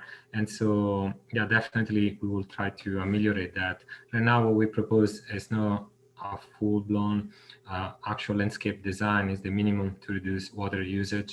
And yeah, we're more than willing to introduce other trees, especially for the decor and the appearance of the front of the house. Anybody else? I have another question. The trellis that's shown in the drawings at the porch, how are those beams going to be separated from the stucco such that they're not buried and create a waterproofing issue? Oh, I see, at the front over the entry door. Yes. Right. Yeah, no, the plan was not to really insert them into stucco. It wouldn't even look that good. What normally I like to do is to have sheet metal bracket that is partially sunken. Basically, that works as a stucco stop. So there is a square plate around which the stucco is stopped, and attached to that as a bracket gets the IPE wood beam gets attached. So the IPE wood beam never really touches the stucco. There is a little gap between that and the metal plate, and the stucco is all framed around it. So it's a nice detail. It's not just a wood beam inserted and stucco around and painted around. No, there is a little gap, which is not shown, you're right, in the details. We're not at the construction documents phase. Oh, I appreciate your remarks and your description. That's spot on, because we all know when you bury the wood, it's just going to rot. Yeah, it's a bad practice. I agree. Yeah, but we see it a lot, unfortunately. Yes. Yeah. All right, commissioners, any more questions for the architect? Hi, David. Thank you very, very much. I don't know if your clients want to speak. They're welcome to. We're happy to hear from the applicants as well. Thank you, Stephen. Grace? Thank you. This is Richard Yoza and Grace Chu. We're the applicants. Hi, Richard. Hi, Grace. Hi. Thanks for taking the time. We appreciate your time and review of our plans. And as Davide mentioned, the whole idea of the house. Sorry. Go ahead. No, I was just thanking you for your time, because you're item 4 on the agenda, and that's okay. No, it's some very interesting discussion. You know, as Davide mentioned, the overall idea of the house design was to try to keep the profile low. We didn't want to have a second story that would not only be hot, but also introduce light pollution for the surrounding neighbors. So I think almost everybody around us that can look at the house will see the roof structure. And I think to the question of the roof design, you know, it's a narrow property. So as a narrow sort of ranch, it had to go north-south. But on the south roof, we wanted to have that southern exposure reserved for the panels. And with the slope of the roof, it optimizes solar capture during the summer. And it is, I think, as Davide mentioned, I think it's a 312. So it's quite, I do not believe that introduces any reflection into the south property. Okay, good to know. Thank you. Anybody else for our applicants? All right, let's thank you both very much. If we hear something that we want to come back to you, stay focused, so we can maybe ask you questions after hearing public comments from others. Anybody else want to speak? I see Claudia has her hand up. Claudia, we can hear from you now if you're ready. We're going to unmute your mic, but in a moment. Hold on. There you go, Claudia. You're ready to go when you unmute your mic. There you go. Hi, everyone. Thank you so much for your time and letting me chat. I actually just had more of a question that would be a clarification. Claudia, if I can interrupt you for 1 second, just tell us where you live and what's your relationship to this project. Yes, my husband and I live south of the property. We're right behind Rich and Grace. And so we're technically in Los Gatos, but our properties abut along the creek that runs all the way down Bruce Avenue and Mariposa Avenue. So I had more of a clarification question. I noticed early on in your presentation, you had mentioned that if there would be any additional tree removal, that would come in under a separate application. And there are some mature trees in the backyard, obviously between our two properties. And the question is whether we'll be notified of that. Will that application, would we be notified like we were with the house with this particular property? Yes, you would. If their request is to remove live viable trees of a significant size, it would have to come back to the commission for a public hearing. So you would, assuming you still own the property at that time, you would be noticed. Okay. So that's really the only concern that we want to express. So I think at this point, we'll just table it until we get the next notice. Understood. And let's hope there is no other notice. Yeah, well, that's true. Okay. Yeah. Thank you, Claudia, very much for your time. Yep. Anybody else that wants to speak on this project, if you could use the raise your hand feature on Zoom, then we'll know to call on you.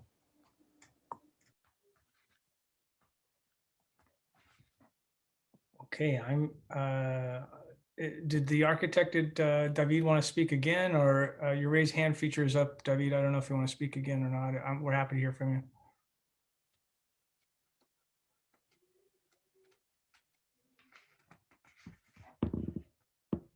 You're live if you can unmute yourself, sir. Okay. No, I was saying I left that on by mistake. I don't have anything to add. Oh, all right, excellent. Sorry Thank about you. that. Thank you for clarifying. No, that's great. Thank you. All right. Having heard nobody else raise their hand or seeing nobody else raising their hand, I'm going to come back and close the public comment portion of the application consideration and now talk amongst the other commissioners about this particular application. Anybody want to start us off? I'll start us off.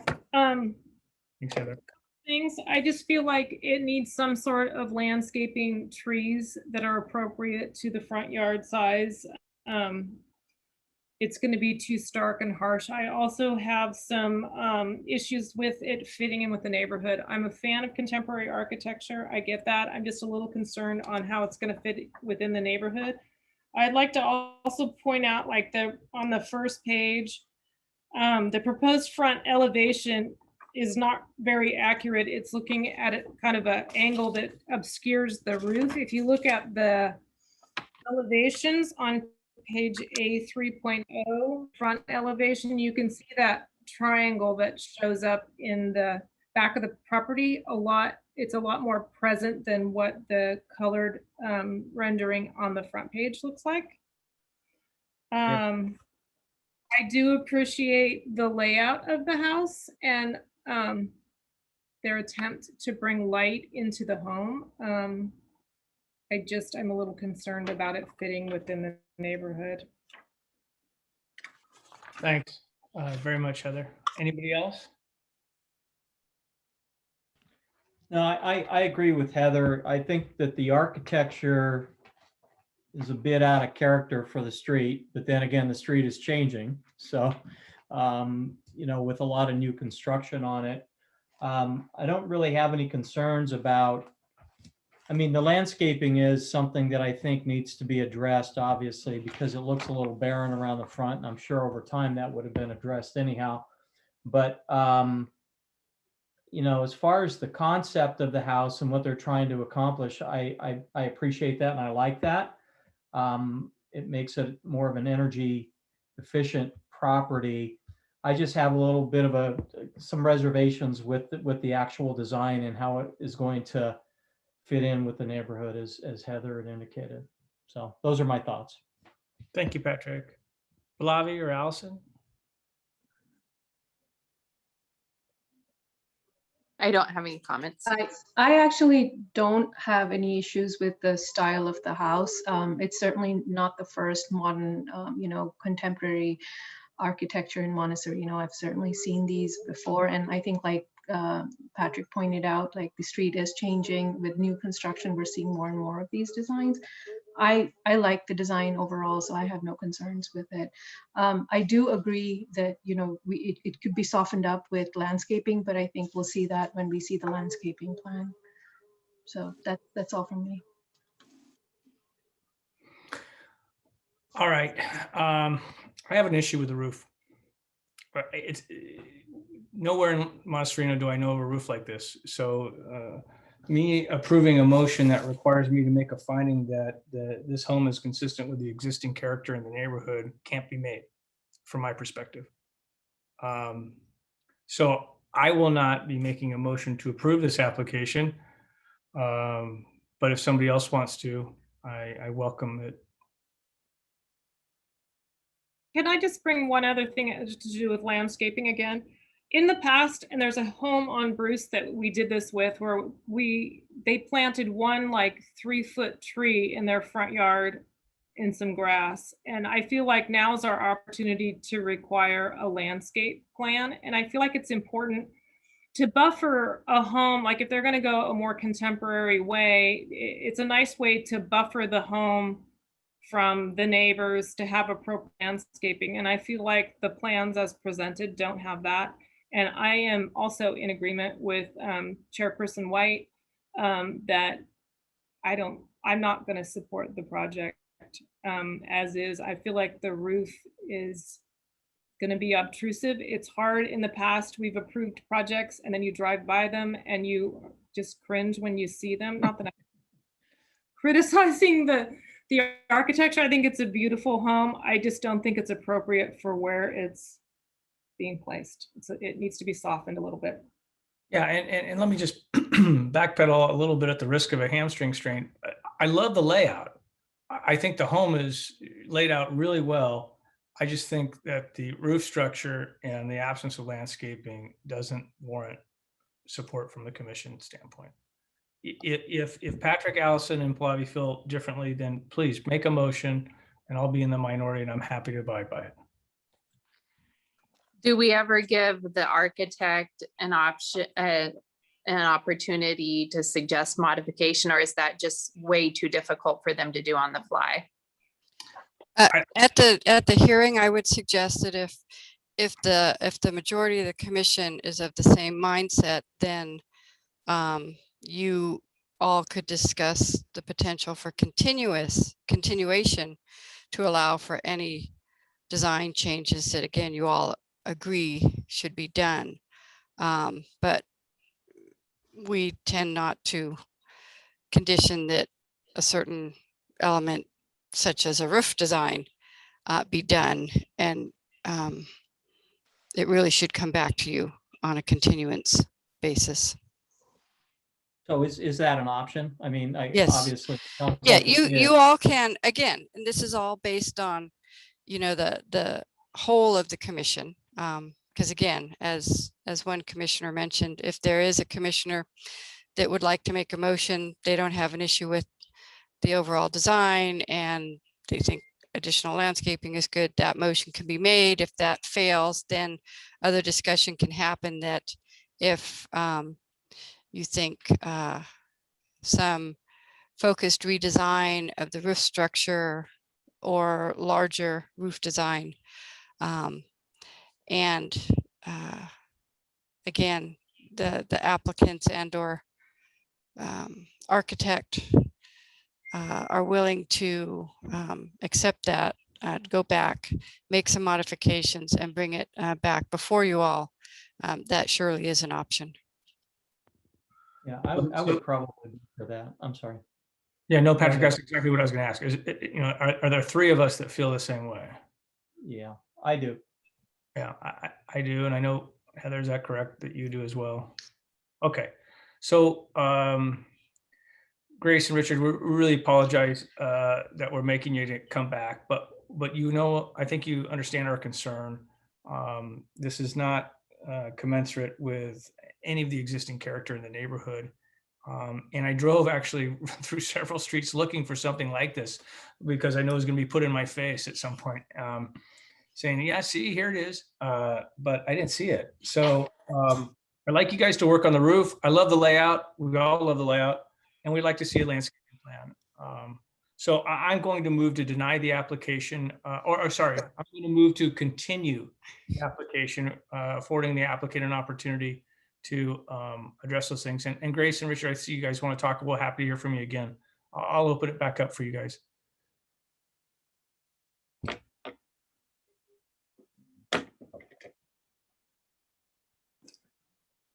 Great. Thanks for the feedback. And as I mentioned, I think our challenge is the property is rather narrow.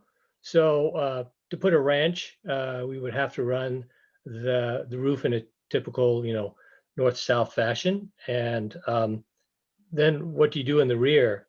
And so I think that the problem you're having, Stephen, is the rear-facing roof. Because the front has a typical hit on the garage, and the rest of the house is normal, except maybe your other concern is the way it ends at the peak. It does not come back down. Is that right? Yes, absolutely.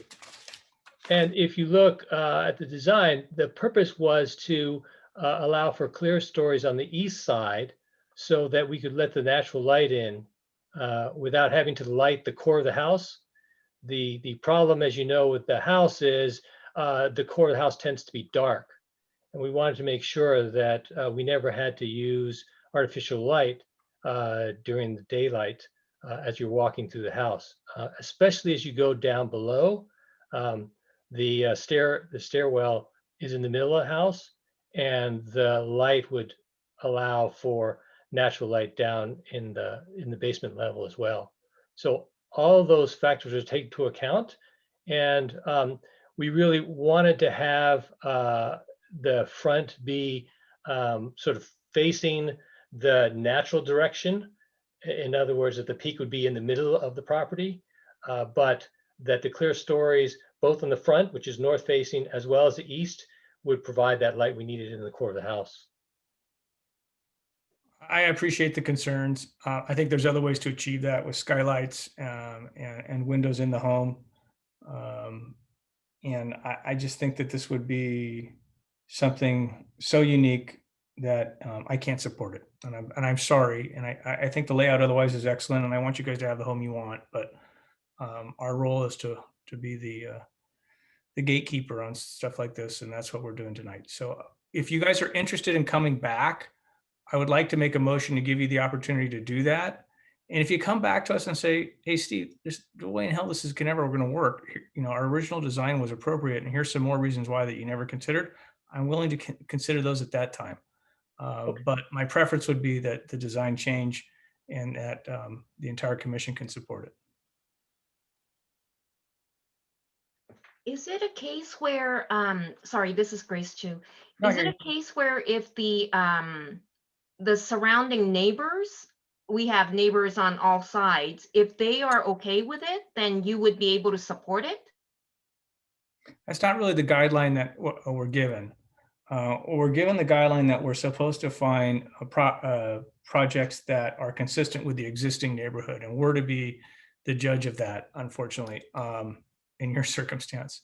So if neighbors tell us that they support it, that would be certainly a factor in my consideration, but I can't tell you right now that that would be the sole factor that I would consider in revisiting the existing design.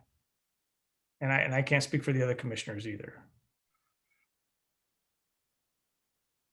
I have a feeling that even a minor change might soften it enough right at the apex of the roof. I'm not an architect, but if there is even a minor change, it might make a substantial difference in making it look slightly more conventional. I agree. Anybody else? Nope. Grace or Richard, anything more? Yeah, can I speak? Please, Debbie. Yeah. I just want to clarify something as we try to improve the front elevation. I believe what I trigger your attention more than the actual peak of the clear story is the right, as you face the house in the front, is the right roof sticking to the right that you will see in the front elevation. Am I correct? That sticks out to the right. I think you got half the house that has a roof like this, and the rest of it is, several feet below it, and it doesn't look like anything else in the neighborhood. And so, if you can solve that problem, then I'm going to support your project. Half the house that looks like this, and the rest is several feet below, meaning as you see it from the side or from the front. Well, I'm looking at this elevation, so that's the front elevation. So from the front, I guess, would be the response to your question. The front, okay. Yeah. Yes, actually the front perspective, as shown, for example, on the cover sheet, it's quite realistic because it's really taken at the height of a person standing on the street, and the back of the roof will tend to disappear toward the back. But the reason for my question was just to clarify which part was more jarring, so that we can more probably try to modify and soften as you guys suggested. Understood. I know you're going to be left with the unenviable task of solving this problem, so your questions are appropriate. So thank you for asking. Thank you. That's all I have. Good luck. You'll get it. We want to approve this project, guys. Thank you. All right. Anything more from our applicants or the commissioners? City planner has a question again, because my assumption is I'll be working with the architect to address your concerns. So the primary concern is the street view of this home. Is that correct? That's mine, yes. I don't Okay. for the How about, rest. how about other commissioners? Yes, street view. Okay. That would be mine as well. I think maybe something in the front that might soften the landscape, that might break the starkness. And it's the asymmetry that's of concern and non-conforming with the neighborhood. Correct. From my Okay. perspective, yes. Okay. So is there a second to a motion to continue? I would like the commission to establish a date of continuance. The next commission meeting is June 2nd. And if that would give the architect sufficient time to address some of the issues to come back at that time. I'm happy to hear it And as soon not- as possible, even on a special meeting. It all depends on the architect's ability to revisit it. Just by point of information, I will not be here at the next meeting on June 2nd. Not that it matters. It always matters, Heather.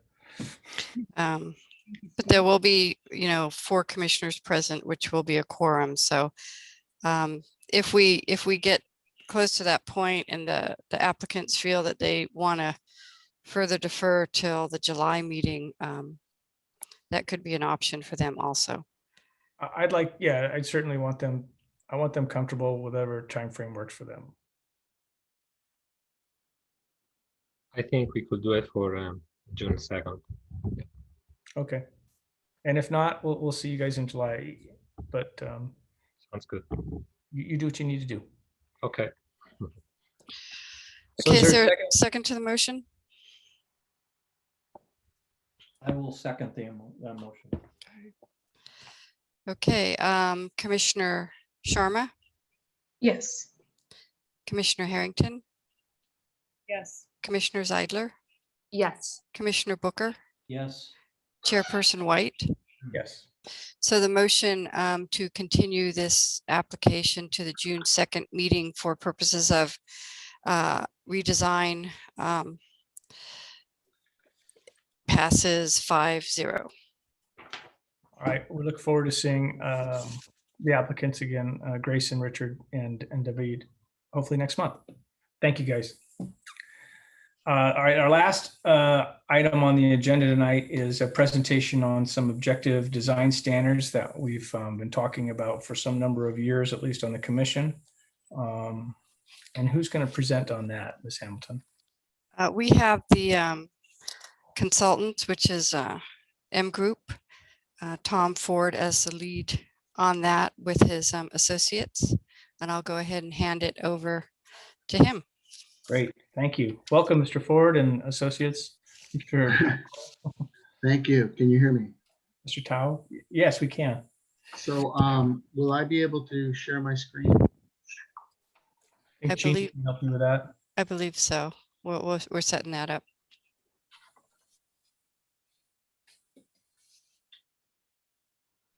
Oh, here we are. Okay, great.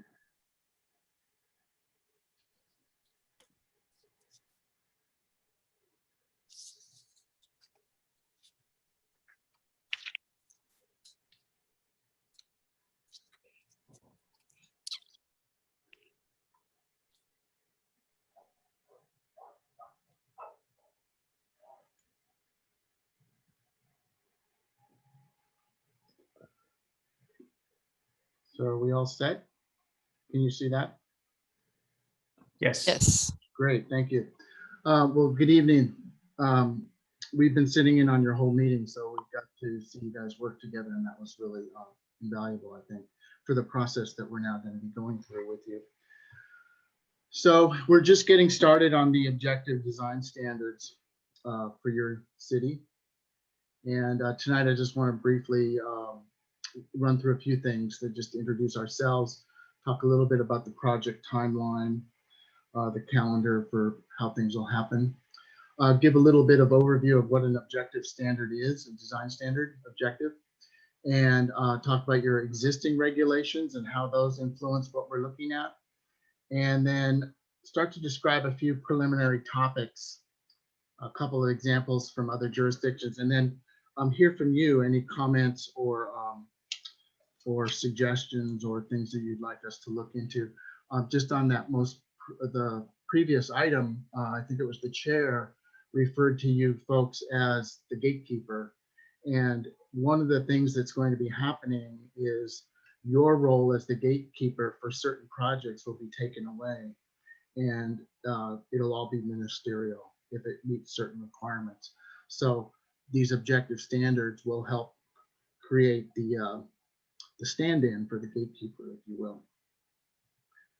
This is us. I'm the guy without any hair, and then Aaron and Demir are also on the call today with us. So we're all here tonight. But also a week ago, yesterday, we took a little driving tour through many parts of the community of your city, and got to know it a little bit and look at some of the well, it was really interesting. A variety of architectural styles, a variety of lot sizes, a variety of topography, a variety of street width. Some streets have curbs, some don't. So we really spent a couple hours just trying to get get the glean of the city. So where we're going is we're still here at the background and information stage, and then tonight down below you see we're having the meeting with you folks.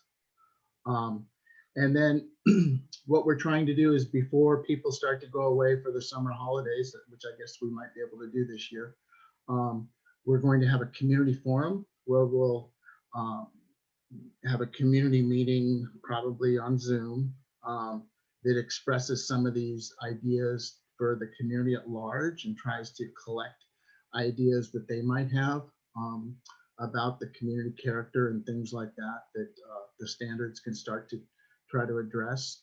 And then over the course of the summer, we'll be, M Group will be developing a draft of the standards. When we come back in the fall, we'll have that draft ready. We'll have a study session with your council, with your city council, and then go away from there, talk with staff, make some adjustments, and then come back to your group, this group here, and then polish up the standards, forward any comments you have on the final draft to the council so that they can consider them for adoption. And we hope our plan is to have all of that done in the calendar year.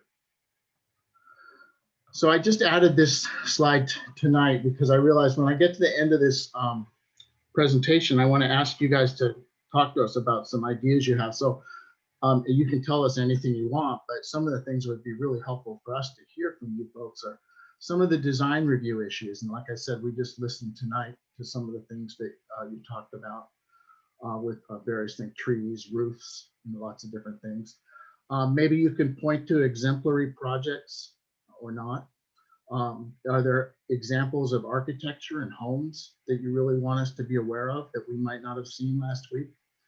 And then let's talk a little bit about context and character, because those are not objective terms by any means, but they really go to how your community looks different than the community right next door. So it's all important. So just be thinking of these 4 orange bullet points while we proceed through the presentation. So what are objective standards? Well, it's a codified term. I believe this is, I don't know my government codes, but I believe this is SB 35, the thing that the law that really kicked this off. So because this is going to be, these projects have a ministerial review process, they have to have an objective standard. There's no personal or subjective judgment at all in terms of what you can judge a project on, and it's very explicit in the code. Where this started coming about was SB 35, which is an affordability streamlining law. It's about 4 or 5 years old now. And it offers a streamlined approval process for projects that qualify. Generally, they need to qualify, well, they have to provide a certain amount of affordability in the build out. But it's important for me to remind you that the objective standards also apply to anything covered by the Housing Accountability Act, which covers anything of 2 units or above. So if you have a 2-unit project, you could conceivably come in for expedited review. And as the city planner was mentioning on one of your entries tonight, one of your agenda items, some of your streets are seeing heightened tear down and rebuild. And so if someone were to either come into a vacant lot or tear down their house and rebuild a house and an ADU, that qualifies for as 2 units, an ADU and a residence. So this shouldn't be thought of as objective standards only being necessary for affordability reasons. There could be other projects that these are going to be necessary.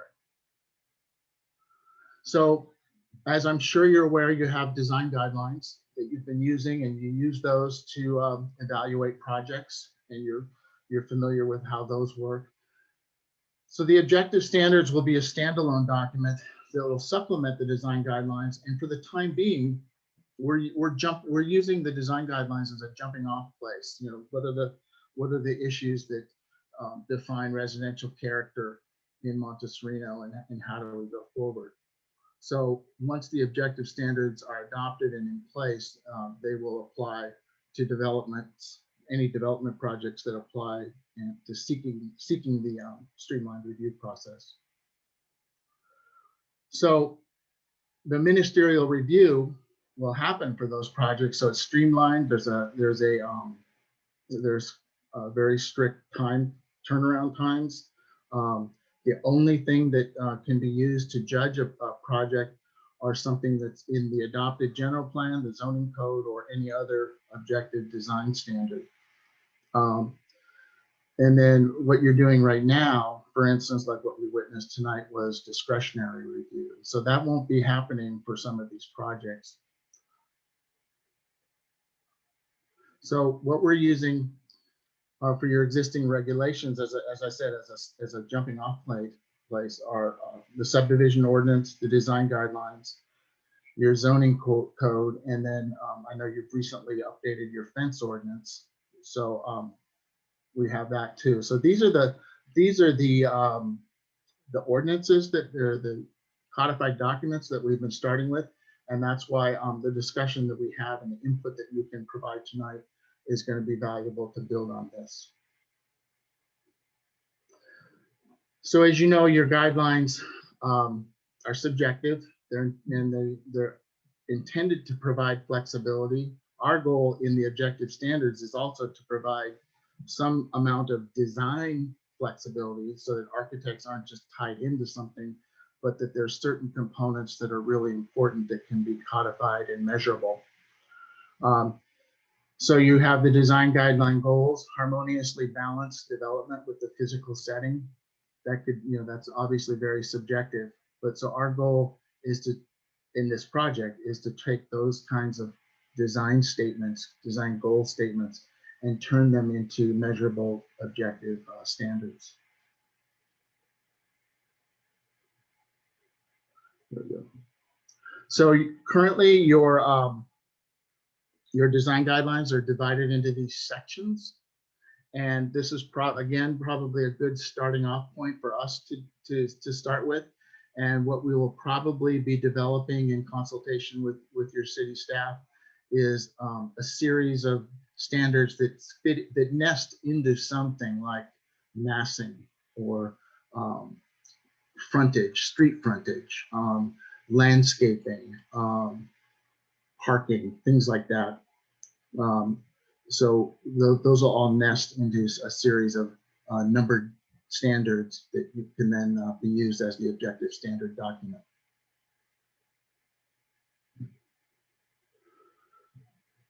So here's an example from your design guideline document. The reason we put this here is just to show that it's really clear, what the intent of this subjective guideline is.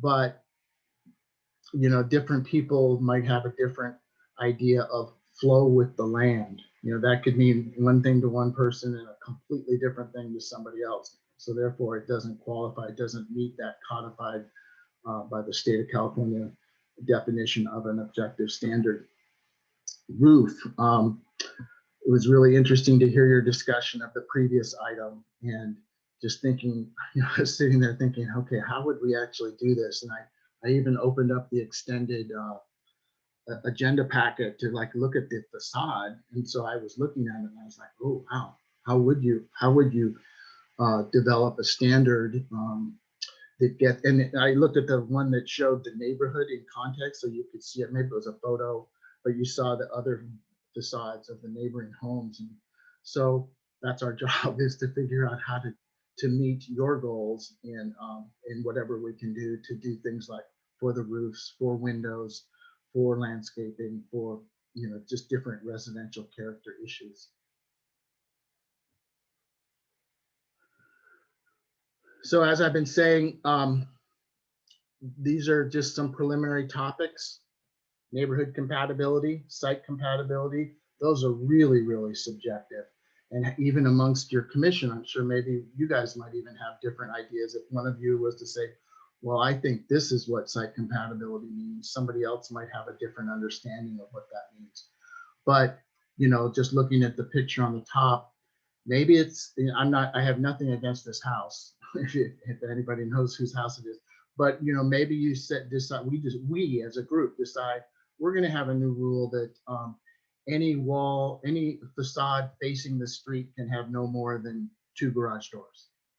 Maybe, I'm just saying, there's things you can do. And we're not saying you can't have 3 garage spaces. We're just saying only 2 of them can be visible from the street. Or maybe you want to say something about the amount of paving, the amount of hard surface in the front, things like that. So maybe you want a little bit more detail on that front main facade to really call out the style. So again, I'm not being critical of that house. I'm just saying things that you can start to do that maybe you didn't even think about yet. Can we interrupt, or should we wait till the end of your presentation? I have that doesn't matter to me. Whatever's easy for you guys. Oh, one thing that stands out to me design-wise is I feel like there's a movement towards making the homes extremely stark. Some of that's the bright white. It's just been a move in that direction. And then some homes come to us with no significant landscaping. Some homes, they, have substantial amount of asphalt or no trim. Could we define some characteristics, and maybe we'd need a different word, but that constitutes starkness, and say that a home shall have no more than 1 or 2 of those? Because in some homes you get, bright white, no landscaping, no trim, no details breaking it up, and the combined effect doesn't work aesthetically. Could we just put characteristics that go towards these aesthetic criteria? Yes, you could. I think I might even have something here in the presentation I can show you from something we did in a different Bay Area community. It was more of a mixed use development, but we gave a range of options for things you could do to a facade to enliven it, to give it a little bit more detail. So it might be a similar situation to that. We could start to, I don't know if you really want to go down this road, but we could start dealing with color palette issues, things like that. But the really critical thing is, I would be curious to know what you folks did when that came before you. So what were some of the solutions that you as the gatekeepers came up with? And then, so when we get to the end, if there's certain projects that you worked on in the last, during your time on the commission, each of you, maybe you can point us to that, because those will be really interesting things to talk to staff about, of how things changed. But I think at this point, to answer your question, yes, almost, things are possible. I think we just have to be careful how we go about codifying it. Does that answer your question? Sort of. I mean, it'll just be a task that in the doing of it, you find out what can and can't be done. It's hard to theoretically answer, I suppose. Right, but I would, if you have a project that you want us to go look at, it would be great. Like I'm going to look at that house that you discussed earlier tonight in greater detail, because that's a tricky issue. How do you get a roof line or a roof mass to, as you said, match the neighborhood, especially when the neighborhood is changing. Can we reach out to you individually? Is there a way to do? That'd be fine in terms of the Brown Act, right? To just one of us reach out to you. I think you would just contact Jean, and she would share probably any information you have with all of us. Okay. I believe. I'll let Jean be the speaker on that, but sure. All right, Tom, you had some examples from Lafayette. Did you want to talk about those? Right, so here's an example. Now, granted, this is mixed use. You guys don't really have mixed use, but see, the guideline that we were given was, hey, set back the second and third stories with enough dimension to allow for actual uses. Well, that's very subjective. So we wrote an objective standard, and we actually worked on this in conjunction with their design review, a subcommittee of the Design Review and Planning Commission. And so that was really helpful because they were the people that were seeing these applications come through. So we ended up writing what you see on the right, and then it's illustrated on the far left. You can see how, we're saying that there's a mechanism for controlling so that the building just doesn't go straight up, which was a concern to them. In that specific community, that was a concern. And they wanted the reduction in mass to be evident on the front facade, not on the back facade, not on the side, but at least on the front. So this is a way of taking the subjective guideline on the left and turning it into an objective standard on the right. Here's the design. Design large-scale buildings with elements of different sizes, changes in massing, and a variety of details. So that's very subjective. My variety of details could be much different from all five of yours. My colors might be very different from the colors that you guys like. So that's the guideline. And here's something, this goes a little bit to Commissioner Zeidler, this goes to a little bit of what you were saying, is here in this specific standard, we actually gave them a whole range of options. And we just said, it's a menu of things that they could pick from. So, and these are all going to, these are all pointing towards activating the facade with some sort of architectural element to give it some relief and texture and variety and stuff. And rather than saying you have to have a trellis, you have to have an awning, we said, look, here's this variety of things. We carefully decided how many points to award to each of them, and then said, look, you go do what you want with your architect, just make sure you have 12 points. So, and this would very easily go into a checklist or as just actually as a prose document as we have here. But eventually what we'll have to provide city staff is some sort of checklist so that they can go through and check to see when things are achieved. Is there a way to quantify kind of the quality of the materials? Because you can also have a structure where if, everything's sort of the lowest grade available, that the combined total doesn't work aesthetically. Have you ever codified kind of the quality of materials used? Not in an objective standard. I've written design guidelines that demand that, but and that doesn't mean I'm not willing to try now, but I was in a community, I'm not going to name it, further up the peninsula, and we were on a bus tour with the Architectural Design Review Committee, and I actually it was a Brown Act. It was a big enough bus that if any community member showed up, they could go on the trip. But I heard two of the commissioners say to each other, maybe we should demand that if someone has a tile roof, they have to get the tiles off of a building in Italy or France that's been torn down. And I overheard, they weren't talking to me, I just overheard them talking. I thought, wow, how would we write that guideline? So I think materials are a tricky thing, and color, but I think it's worth at least trying. And either with you guys tonight or at the community forum, if people start talking about materials and color, I think it might be easier to define materials than to define quality.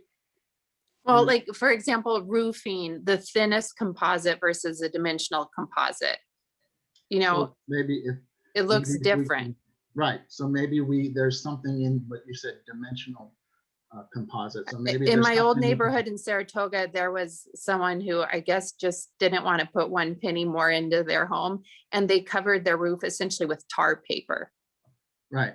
So maybe we So- can find something in a dimensional aspect that's measurable, so that the applicant and the city planner there's no room for argument. It's the right roofing material or it's not, and that's where we would have to get to.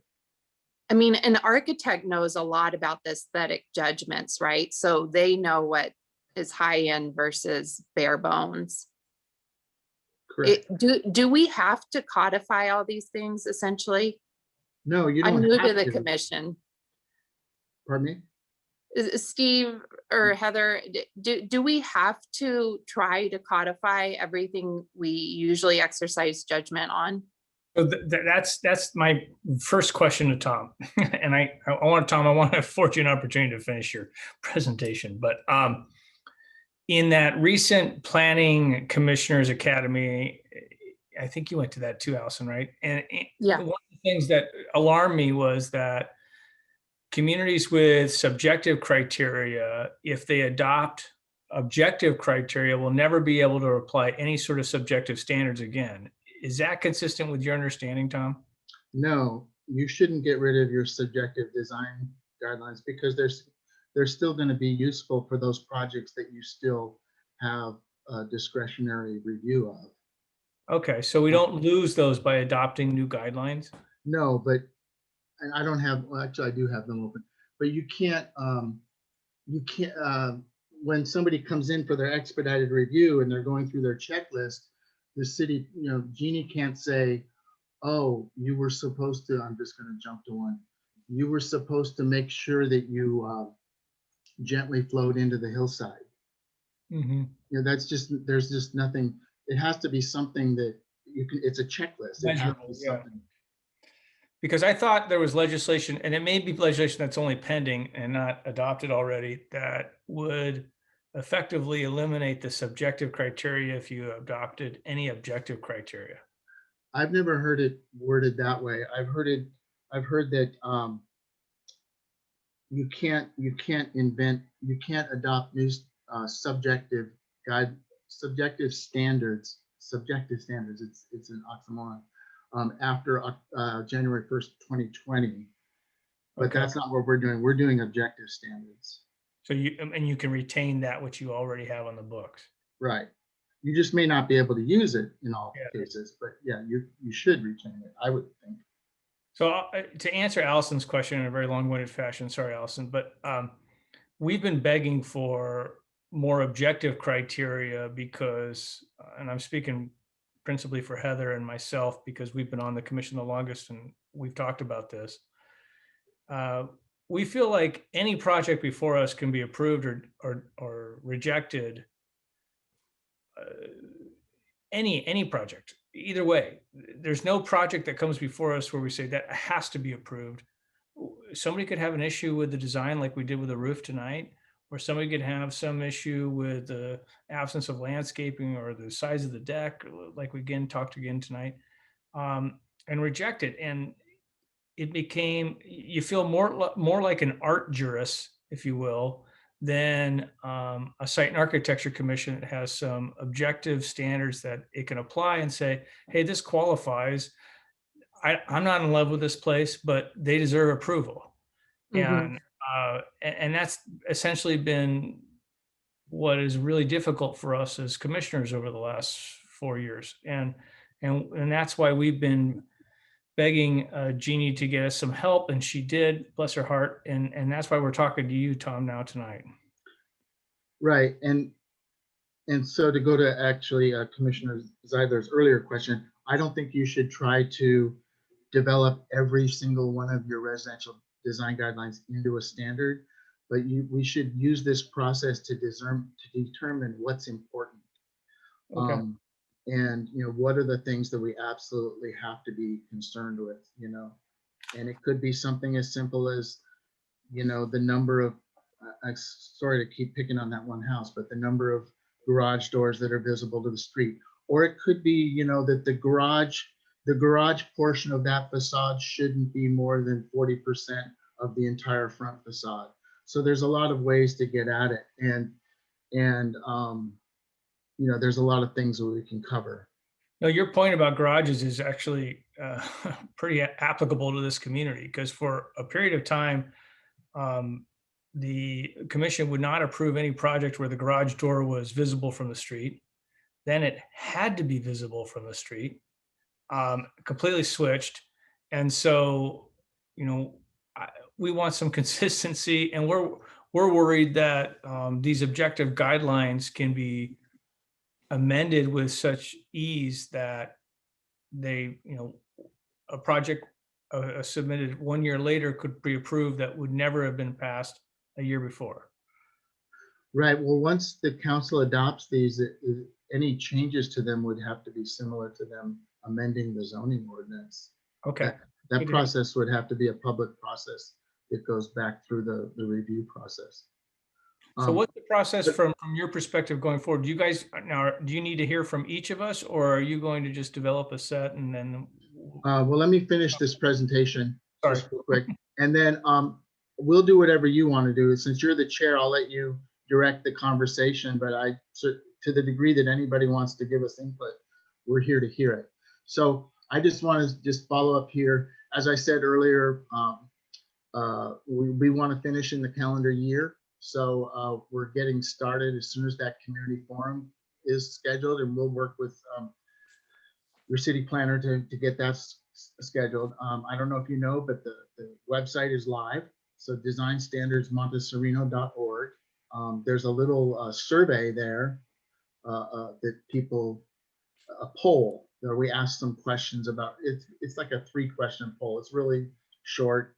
We've already had 2 respondents, one of which was the very day that it went live.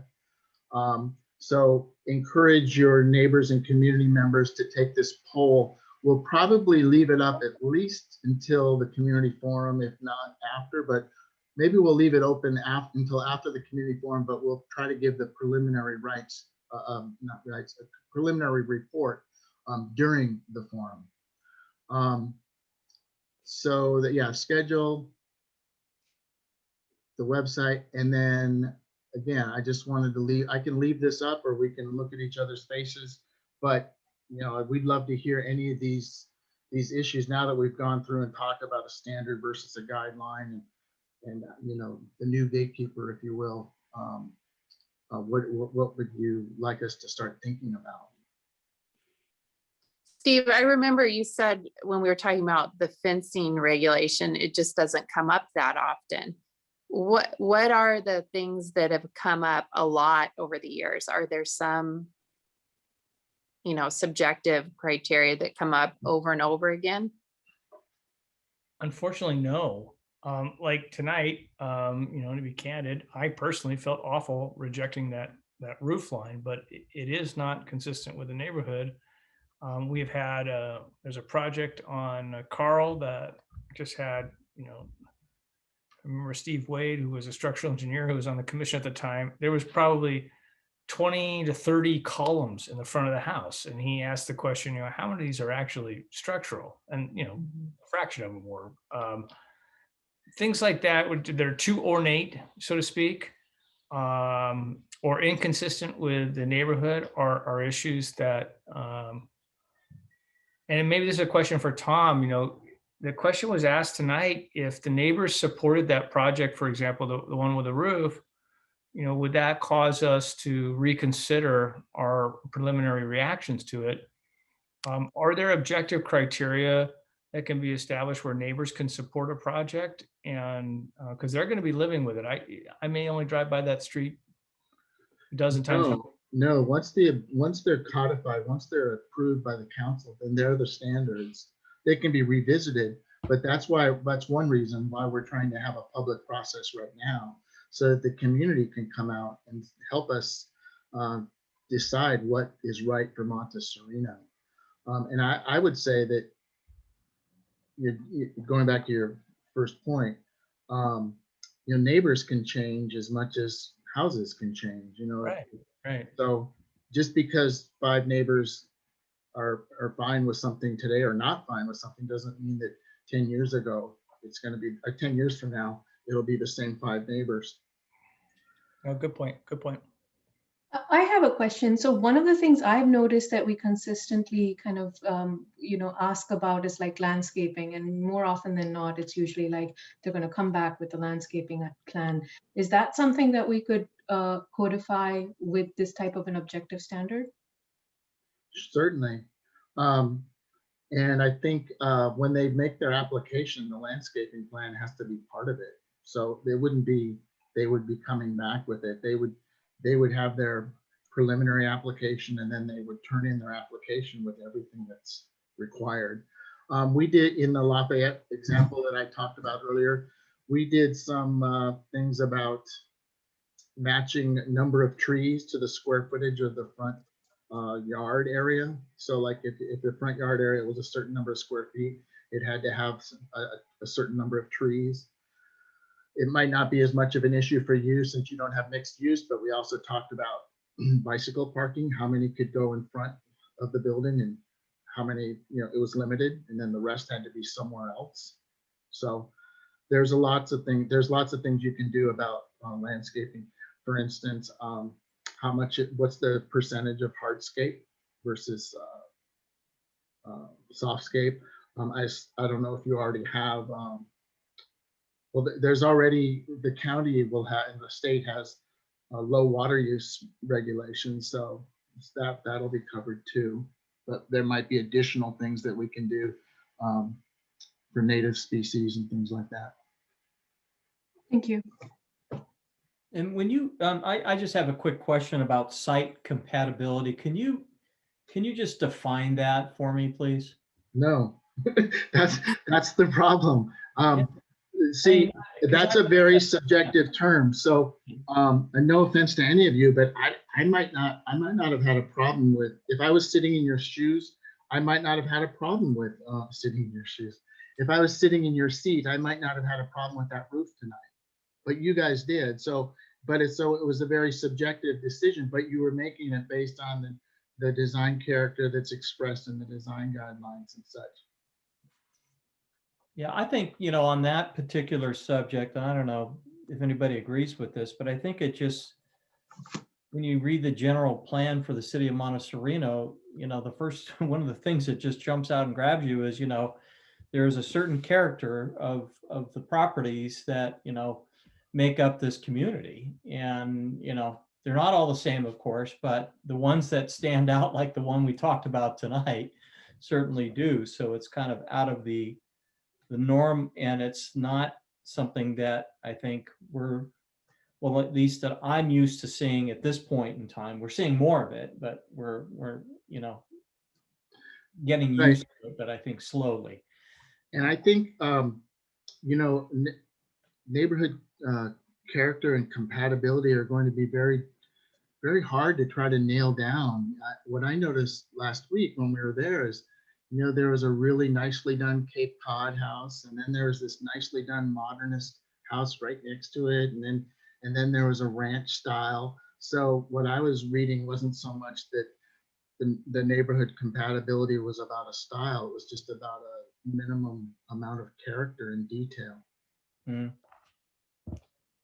Yeah, I guess if I were to describe it, and Patrick, you tell me if you're thinking the same thing, but the whole purpose of Monte Sereno, the reason why it's not Los Gatos or Saratoga is because it was supposed to be more rural. It wasn't supposed to have sidewalks. It wasn't supposed to have street lights. It was supposed to be large lots where people could have homes without a lot of interference by the city. So obviously that those days are long gone. I'm not, it's not a historical reference, but I'm curious to hear from you guys what types of objective standards are appropriate for those types of rural communities. And I know they're a dying breed, and the state legislature is trying to eliminate us altogether. But it would be helpful to have standards that fall within that type of a community, because that's what we are. Well, and this is Jeannie speaking. You know, I think one of your comments kind of relates to rural character relative to the city's infrastructure versus rural relative to the construction on individual lots. Because you do have, you know, a variety of neighborhoods that have anywhere from 8,000 square foot lots to half acre to the acre plus in the hillside. So clearly the rural character relative to no sidewalks, those are few and far between. And I don't believe the city has any plans to install additional sidewalks. That's really going to come from the community. But, you know, how is that character translated, if it is, into the built environment through the private property construction and reconstruction? And is it really rural? I think that's one of the bigger questions. No, I agree. I agree. It's tough.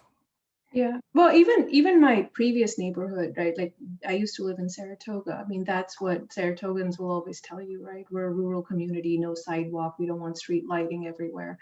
I think it's more to do with that feel of not feeling like a suburb, you know, just having every house have its own sort of a character, so you don't feel like everything's not cookie cutter. I think that's the feeling that everyone wants to be a little distant from, and I think that it's very similar here in Monte Sereno. Have we considered updating? So when I started this not too long ago, I read those design guidelines that we have.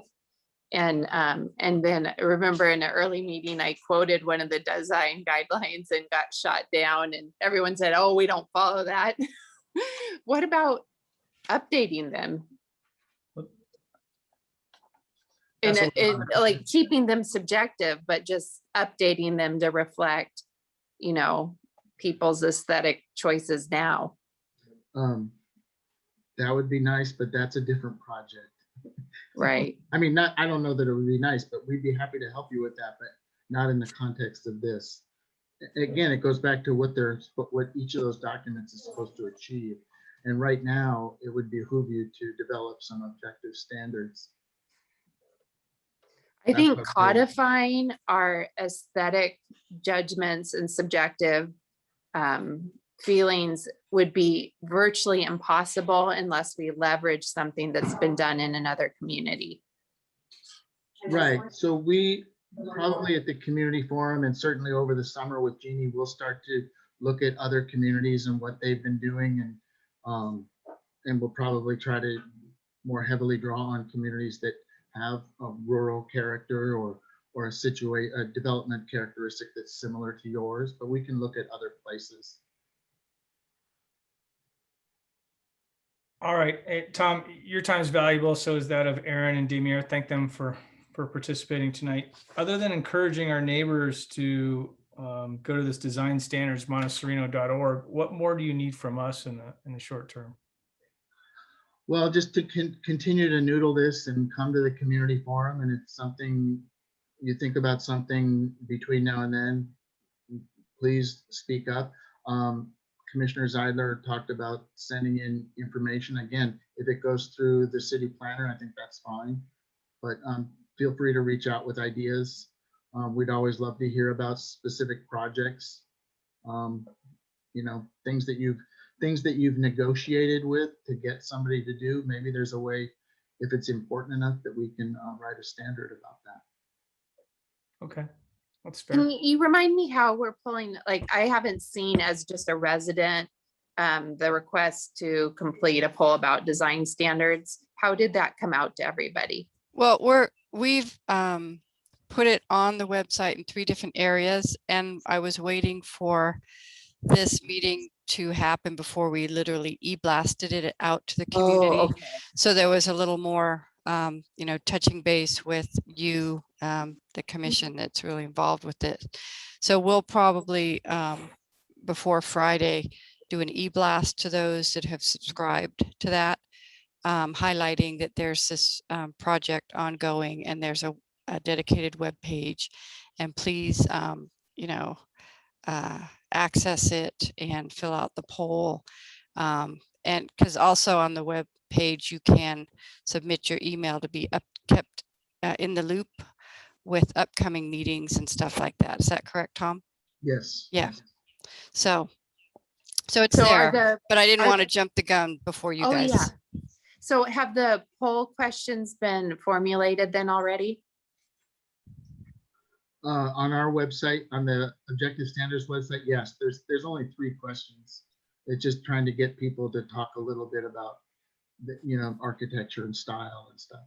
So you're trying to elicit narrative answers.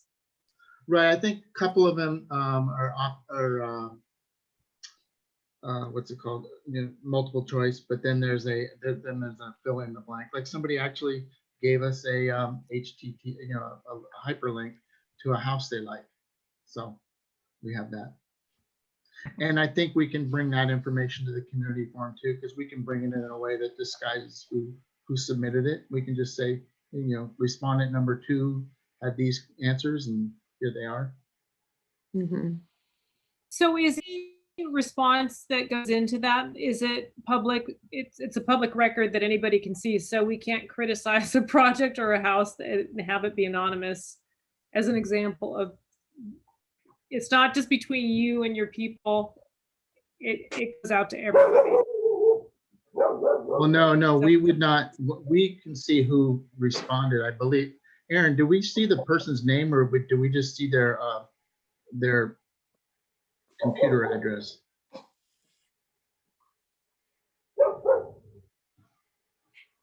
think Aaron's with this. Oh, Aaron says it's completely anonymous. Yeah. Oh, so we don't even know who submitted it. Oh, okay. Well, that's good. Then we can tell you about the project we're not happy with. Okay. That's what Heather was asking. Yeah, that's what I'm asking. Sorry. Thanks for translating. No worries. All right. Anybody else got questions for Tom? Tom, thank you very much for your time and that of Aaron being here. I really appreciate you guys waiting until the end of the agenda. I did taking you guys first. So we're going to encourage, and as Jeannie pointed out, the blast will go out to all of our community members. Hopefully everybody gives you a response to these questions, and then we can get started on something meaningful. Okay, great. Well, thank you. Thank you. Nice virtually meeting you. Thank you so much. Yeah. Thank you. All right, commissioners, that's the last item on our agenda. I'm going to move to adjourn, and I don't think we need to vote on that. We're going to adjourn. I'm just telling you. Okay. Good night, everybody. Good night. A little much for me. All right, guys. Everybody have a great night. Stay well. Take care. Thank you. Bye-bye. Bye. Bye.